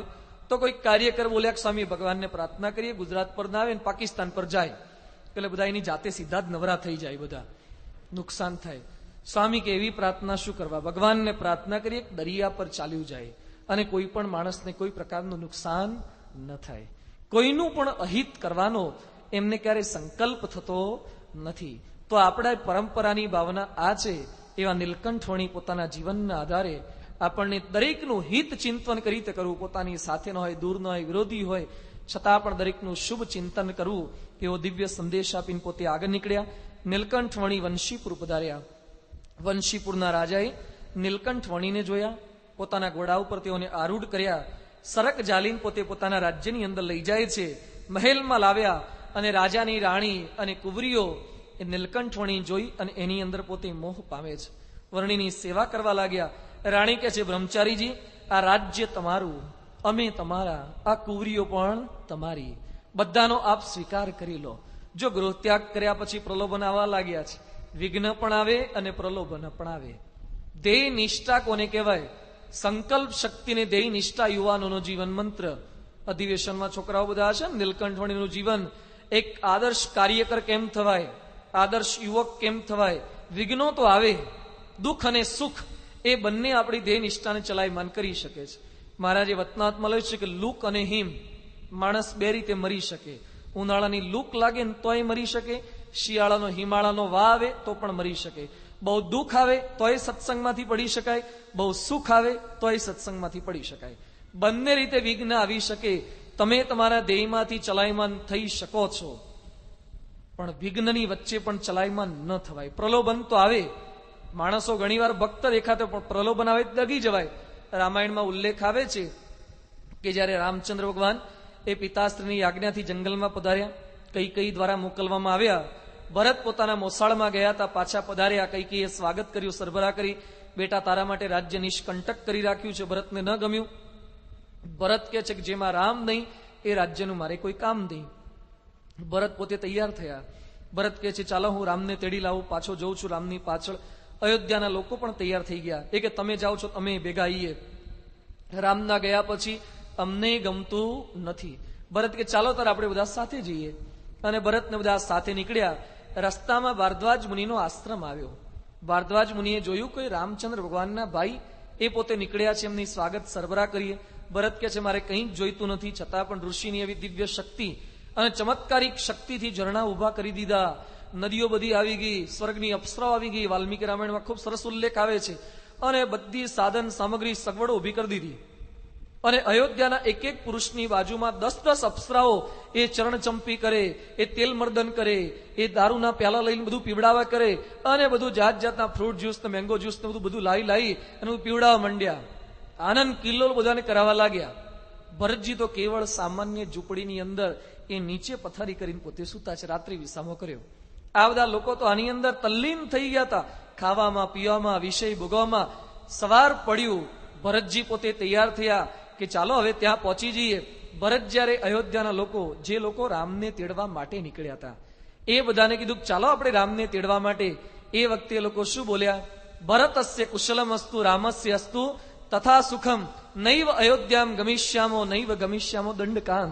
અમારે અયોધ્યામાં પાછા જવું નથી, દંડક વનમાં નથી જવું. તારું તારા ઘેર હારું થાય ને તારા ભાઈનું જંગલમાં હારું થાય. તો જે લોકો રામને તેડવા નીકળ્યા હતા અને શા માટે ધ્યેયથી વિચલિત થઈ ગયા? સુખ મળ્યું એટલે. સુખ મળે તો પણ તમે તમારા ધ્યેયમાંથી ચલાયમાન થઈ શકો છો. નીલકંઠવણીને એવું સુખ મળે છે, છતાં પણ પોતાના ધ્યેયમાંથી ડગતા નથી. સુખ મળે છતાં પણ ન ડગવું, દુઃખ મળે, વિઘ્નો પણ આવે, છતાં પણ આપણે નક્કી કર્યું એકવાર કે ભણવું જ છે, સારા ટકા લાવવા જ છે. ઘણી વાર આ છોકરા નાના હોય ત્યારે પૂછીએ ને અમે સભાની અંદર, શું બનવું છે? તો મોટા ભાગના કે ડોક્ટર, એન્જિનિયર. વર્ષો પછી 15-20 વર્ષ પછી એ છોકરાને મળો ને, કોઈ કમ્પાઉન્ડર એ નથી હોતા. કેમ નથી થતા? બોલી ગયા બોલવા પૂરતું, અને પછી એ પ્રમાણે વર્તી શકાતું નથી. ધ્યેય નિષ્ઠા એ દ્રઢ કરી શકાતી નથી. એકવાર બોલ્યા, એકવાર મનમાં નક્કી કર્યું, પછી એ પ્રમાણે અખંડ વર્તવું એ આદર્શ ધ્યેયનિષ્ઠ પુરુષનું લક્ષણ છે. નીલકંઠવણી પોતાના જીવનના આધારે આપણને શીખવી રહ્યા છે. પ્રલોભન આવ્યા, નીલકંઠવણી કહે છે કે પરણવું હોત તો ઘરે તો ચંદ્રકળા તૈયાર હતી. એના બાપુજી માંગુ લઈને આવ્યા હતા. હું આમાં પડવા માટે નથી નીકળ્યો, અનંતને એમાંથી કાઢવા માટે નીકળ્યો છું. રાણીને, રાણીની દીકરીઓને સદુપદેશ આપી પોતે ત્યાંથી નીકળી ગયા. રાણીએ, રાજાએ બધા શોધવાનો પ્રયત્ન કર્યો, પણ ક્યાંય વર્ણીનો પત્તો ન લાગ્યો. સંવત 1850 શ્રાવણ વદ 8 કાળા પર્વતની તળેટીમાં કાળ ભૈરવનો પરાભવ કરી અને હવે નીલકંઠવણી પોતે આગળ વધી રહ્યા છે. રસ્તાની અંદર કાળો ધોળો પર્વત આવ્યો, ખૂબ ઊંચા પહાડો છે. એની ઊંડી જે કાળા પહાડની, ધોળા પહાડની જે ખીણ છે, એ ખીણની અંદર નીલકંઠવણી પોતે રસ્તો ભૂલ્યા. રસ્તો કઈ જડતો નથી, આગળ કયા માર્ગે જવું એની કઈ ગતાગમ પડતી નથી, સમજ પડતી નથી. ચરિત્ર કરી રહ્યા છે, હિમાલયને રસ્તો પૂછવાનો છે, હિમાલયને પ્રાર્થના કરવાની છે, પોતે મનુષ્ય ચરિત્ર કરે છે. ભગવાન તો અનેકને રસ્તો બતાવવા આવ્યા હતા, છતાં પણ ચરિત્ર કરે. પણ એ સમયે આપણે એને દિવ્ય સમજવાના છે. જ્ઞાની હોય છતાં પણ અજ્ઞાન બતાવે. એકવાર શ્રીજી મહારાજ કારિયાણી ગામમાં બિરાજમાન હતા, અને પછી શ્રાવણ માસ કંઈક પૂરો થયો હશે, 2 સંતો પાછા આવ્યા. એટલે મહારાજે કીધું 6 સંતોના મંડળ ગયા હતા અને 2 જ પાછા કેમ આવ્યા? એટલે મુક્તાનંદ સ્વામી કહે છે કે મહારાજ 2 સંતો ખસ ગયા અને 2 સંતો બગડ ગયા. તો મહારાજ દુઃખી થઈ ગયા. સુરાખાચર કે મહારાજ કહીને મહારાજને કંઈક બફાતું લાગે છે. એટલે સુરાખાચર હસવા લાગ્યા, મશ્કરી કરવા લાગ્યા. મહારાજ સુરાખાચરને કે સુરા કેમ હસો છો? સુરાખાચર કે હસીએ જ ને, તમને ક્યાં ખબર પડે છે? મહારાજ કે સુરાખાચર હસો છો શું? મારા પરસેવાનું પાણી કરી કરીને સંતોન તૈયાર કરું છું, એમાંથી 2 ખસી ગયા ને 2 બગડી ગયા, મને દુઃખ ન થાય? એ વખતે મુક્તાનંદ સ્વામી કહે છે કે મહારાજ કોઈ ખસી પણ નથી ગયું, કોઈ બગડી પણ નથી ગયું, પણ બાલ પ્રદેશમાં ખસ નામનું પણ ગામ છે ને બગડ નામનું પણ ગામ છે. 2 સંતો ખસ ગામમાં કથા કરવા ગયા છે અને 2 સંતો બગડ ગામમાં ગયા છે. તો મહારાજને આટલી ખબર નહીં પડતી હોય? ખસ ના એવમ યોવત્તિ ઉપત સર્વમ પ્રત્યક્ષેણ સદાસ્વત, બધું જોઈ શકતા તો ખસ ને બગડ ગામની ખબર નહીં પડતી હોય? પણ ક્યારેક આવું અજ્ઞાન બતાવે. પરમ ધર્મી છે છતાં પણ અધર્મ બતાવે. કોકના ખેતરમાં જઈને ચોરી કરીને જુવારના ડુંડા ખાઈ જાય. અગત્રયમાં મહારાજ ગયા હતા, જુવારના ડુંડાની ચોરી કરે. પેલો પટેલ કહેવાયો કે તમારા ભગવાન અમારે ત્યાં ચોરી કરે છે. પેલા આપણા હરિભક્ત પર્વતભાઈ કે મહારાજ આવી ચોરી શું કરવા કરો છો? હું તમારે જેટલી જુવાર જોઈતી એટલી લઈ આપું. મહારાજ કે ના, કે પેલા ખેતરમાંથી ચોરીને ખાવાની જેવી મજા આવે છે ઘરે નથી આવતી. ને કેરી પાડીને કીધા વગર ખાવાની મજા જેવી આવે છે એ ઘરે લાવે ને એમાં મજા ન આવે. નીલકંઠ ભગવાન આવા ચરિત્ર કરે, પરમ ધર્મી હોવા છતાં પણ અધર્મ બતાવે. નિર્ભય છે છતાં પણ ભય બતાવે. ગઢપુરમાં મહારાજ બિરાજમાન હતા, રાત્રિનો પોર હતો અને મહારાજે કાન ખજૂરા નજીક આવતો જોયો. એટલે મહારાજે પરમહંસોને સાથે હરિભક્તો તેને પૂછ્યું કે આ શું છે? મુક્તાનંદ સ્વામી કે મહારાજ આ તો કાન ખજૂરો છે. મહારાજ કે કરડે? કરડે જ ને, તાર ગલી પછી થોડો કરે. અને કરડે જ શું થાય? એ કે કરડે તો વેદના થાય, વિંછી કરડે ને એવી વેદના થાય, આખી રાત બૂમો પાડવાની. મહારાજ કે મને કરડે? તો તમને કરડે, તો પૂર્ણ પુરુષોત્તમ નારાયણને કરડે. એ તમારો સંકલ્પ હોય ને એને કરડવા દેવો હોય તો. અને કરટ પેલો જે કાન ખજૂરો ધીમે ધીમે ભગવાનની નજીક આવતો તો, ઢોલિયાની પાસે આવતો. મહારાજ કે દૂર કાઢો. એટલે સુરાખાચરે દૂર કાઢ્યો હડસેલો મારીને. પાછો ફરીથી પાછો ઢોલિયાની નજીક આવે. મહારાજ કે ઢોલિયો આપણો બદલો કે. એટલે ઢોલિયો ઉચકીને બીજે લઈ ગયા. તો કાન ખજૂરો પાછો ઢોલિયાની બાજુમાં જ આવે. કોણ જાણે એને સંકલ્પ કરીને આવ્યો તો કે આજે તો સ્પર્શ કરવો જ છે. એટલે નજીક નજીક આવે. સુરાખાચર કે મહારાજ ધામમાં પહોંચાડી દો, વહેલો ફ્લાઇટમાં જ સીધો. એ કે ના, કે જી હિંસા ન કરની જંતુ કી, હિંસા ન કરાય કે ધક્કા મારીને કાઢવાનો, આપણો ઢોલિયો બદલ બદલ કરવાનો, પણ મારવાનો નહીં. આવું કરાવે. મુક્તાનંદ સ્વામી કે મહારાજ હોઈ જાઓ તો બીજાથી હોવાય. મુક્તાનંદ સ્વામીને મહારાજ શું કે? મહારાજ કે હું સુઈ જાઉં ને પછી તમે સુઈ જાઓ, મને કાન ખજૂરો કરડી જાય તો મારે આખી રાત્રિ હેરાન થવું પડે ને. મુક્તાનંદ સ્વામી કે મહારાજ નહીં સુઈએ, અમે રક્ષા કરશું, અમે જાગીશું, આ બધા બંદૂક લઈને જાગશે, કાન ખજૂરાને તમારા ઢોલિયાને અડવા જ નહીં દઈએ. મહારાજ સુઈ ગયા, ઘડીએ ઘડીએ જાગીને કાન ખજૂરો નથી આવ્યો, કાન ખજૂરો નથી આવ્યો. હવે જે મહારાજ હમણાં જ આપણે પ્રસંગ સાંભળ્યો, સિંહ આવ્યો ને સિંહથી ન ડર્યા હોય એ કાન ખજૂરાથી ડરે? સર્વ સમર્થ હતા, નિર્ભય હતા, પણ ક્યારેક આવો ભય બતાવીને સમજણને આપતકાળે કળાવા દે, ખબર પાડી દે કોને આપણે વિશે કેટલી નિષ્ઠા થયેલી છે, દ્વંદ્વાતીત છે છતાં પણ એ દ્વંદ્વ બતાવે, કોઈના નથી છતાં પણ એ પક્ષપાત બતાવે. એકવાર શ્રીજી મહારાજ અહીંયા ગઢપુરની અંદર બિરાજમાન હતા અને પછી મહારાજ ગઢપુરમાં જીવબાન લાડુબા હતા. એને કે બધે દેશ વિદેશમાં ફરીએ છીએ પણ તમારા જેવી કોઈની રસોઈ થતી નથી. મહારાજ આવા વખાણ કર્યા, જીવબાને લાડુબાના વખાણ કર્યા. અને પછી કે જેતલપુર જઉં છું અને ત્યાં પેલી ગંગા ડોસી છે એ રસોઈ બનાવે, પણ એ રસોઈમાં કંઈ ભલીવાર નહીં, કે એવી કાચી રસોઈ કરે, દાળ ભાતનું ઠેકાણું નહીં, અને તમારી રસોઈ જયારે ખાઉં છું ને ત્યારે મને શાંતિ થાય છે. જીવબા લાડુબા રાજી થઈ ગયા કે વાહ, મહારાજ આપણી રસોઈ વખાણે છે. મહારાજ ફરતા ફરતા જેતલપુર ગયા અને જીવ પેલા ત્યાં ગંગાબા એ બધી રસોઈ કરી, મહારાજ એમની રસોઈ વખાણી. અને મહારાજ કે છે ગંગામાં બધે ફરીએ છે, ગઢપુર પણ રહું છું, પણ રસોઈમાં કોઈ ભલીવાર જ નહીં. આ જયારે જેતલપુરમાં આવું છું ને તમારા હાથનું જમું છું ને ત્યારે શાંતિ થાય છે. પેલા ગંગામાં કે જીવબા લાડુબા ના ના કે તો કહેવા પૂરતું, બાકી એની રસોઈમાં કઈ ઠેકાણું હતું નથી. આવી વાત ગંગામાં કરી તો ગંગામાં રાજી થઈ ગયા, વાહ કે આપણી રસોઈથી મહારાજ રાજી થાય છે. કે એક સમય આવતો તો ગંગામાં જેતલપુરથી આવ્યા હતા, પેલા જીવબા લાડુબા પણ ભેગા થયા, વરતાલમાં ક્યાંક ભેગા થયા અને રસોઈ કરવા જીવબા લાડુબા ગયા. ગંગાબા કે હું કરું, જીવબા લાડુબા કે હું કરું. ગંગાબા કે મને કરવા દો, તમારી રસોઈમાં ક્યાં ભલીવાર છે, કાચું કાચું ખવડાવો છો. એ કે ચૂપ બેઠ, કે તું કાચું ખવડાવે છે મહારાજને. અને પરસ્પર બાખડ્યા બંને સનિષ્ઠ ભક્તો, હા પરસ્પર જીવબાન લાડુબાન સામે ગંગામાય. અને મહારાજને ખબર પડી કે બે જણા બાખડે છે. જીવબા કે મહારાજ આ કાચી રસોઈ તમને ખવડાવે છે એટલે અમે કરીએ. ગંગાબા કે આ કાચી રસોઈ કરે છે. મહારાજ કે બેમાંથી કોઈ કાચી કરતા નથી, હું તો ખાલી મજાક કરતો તો. આવી મજાક હોય કોઈના ઘર ભાગી જાય એવી, અંદર પરસ્પર ઝઘડી પડે એવી. આવું ક્યારેક કરે, પક્ષપાત બતાવે, એ સમયને દિવ્ય જાણવા એ અઘરું છે. સર્વ સમર્થ હોવા છતાં પણ અસામર્થ્ય બતાવે. દબાણમાં યજ્ઞ હતો ને પછી મહારાજ સાંજે સભા પછી લઘુ શંકા કરવા માટે ગયા અને મહારાજે લેંગો પહેર્યો તો લેંગાની નાડી છૂટતી નહોતી. મહારાજને પેશાબ કરવા જવું તો નાડીમાં ગાંઠ વાગી ગઈ. આમ નાડામાં ગાંઠ વાગી જાય પછી છોડવું ઘણી વાર ભારે જ. મહારાજ છોડવા જાય પણ છૂટે નહીં. તે મહારાજ રડવા લાગ્યા, ઉભા ઉભા આંખમાંથી આહુડા પાડે. તે મુક્તાનંદ સ્વામી એ ગયા, હરિભક્તો બે, મહારાજ શું થયું? મહારાજ કે પેશાબ લાગી છે, નાડું છૂટતું નથી, હવે મારું શું થશે? એટલે પેશાબ લાગ્યો, લોકોના પેશાબ તમે બંધ કરી શકો છો? અનંત કોટી બ્રહ્માંડના પેશાબ બંધ કરનારા તમે છો, તમારું રોકી ન શકો? આવું મહારાજ કરે. પછી મુક્તાનંદ સ્વામીએ કૈવલ્યાનંદ સ્વામીએ પોતાના દાંતથી મહારાજની નાડી છોડી આપી અને પછી મહારાજ પેશાબ કરી શક્યા. આવું કરે એ સમયને દિવ્ય જાણવા એ ખૂબ અઘરું છે. મનુષ્ય ચરિત્ર બધા બતાવે, પણ મહંત સ્વામી ઘણી વાર ઉલ્લેખ કરે છે કે એમને મનુષ્ય ભાવ બતાવો એમના માટે કમ્પલસરી સબ્જેક્ટ છે. આપણે દિવ્ય ભાવ રાખવો એ આપણા સૌ માટે ફરજિયાત વિષય છે.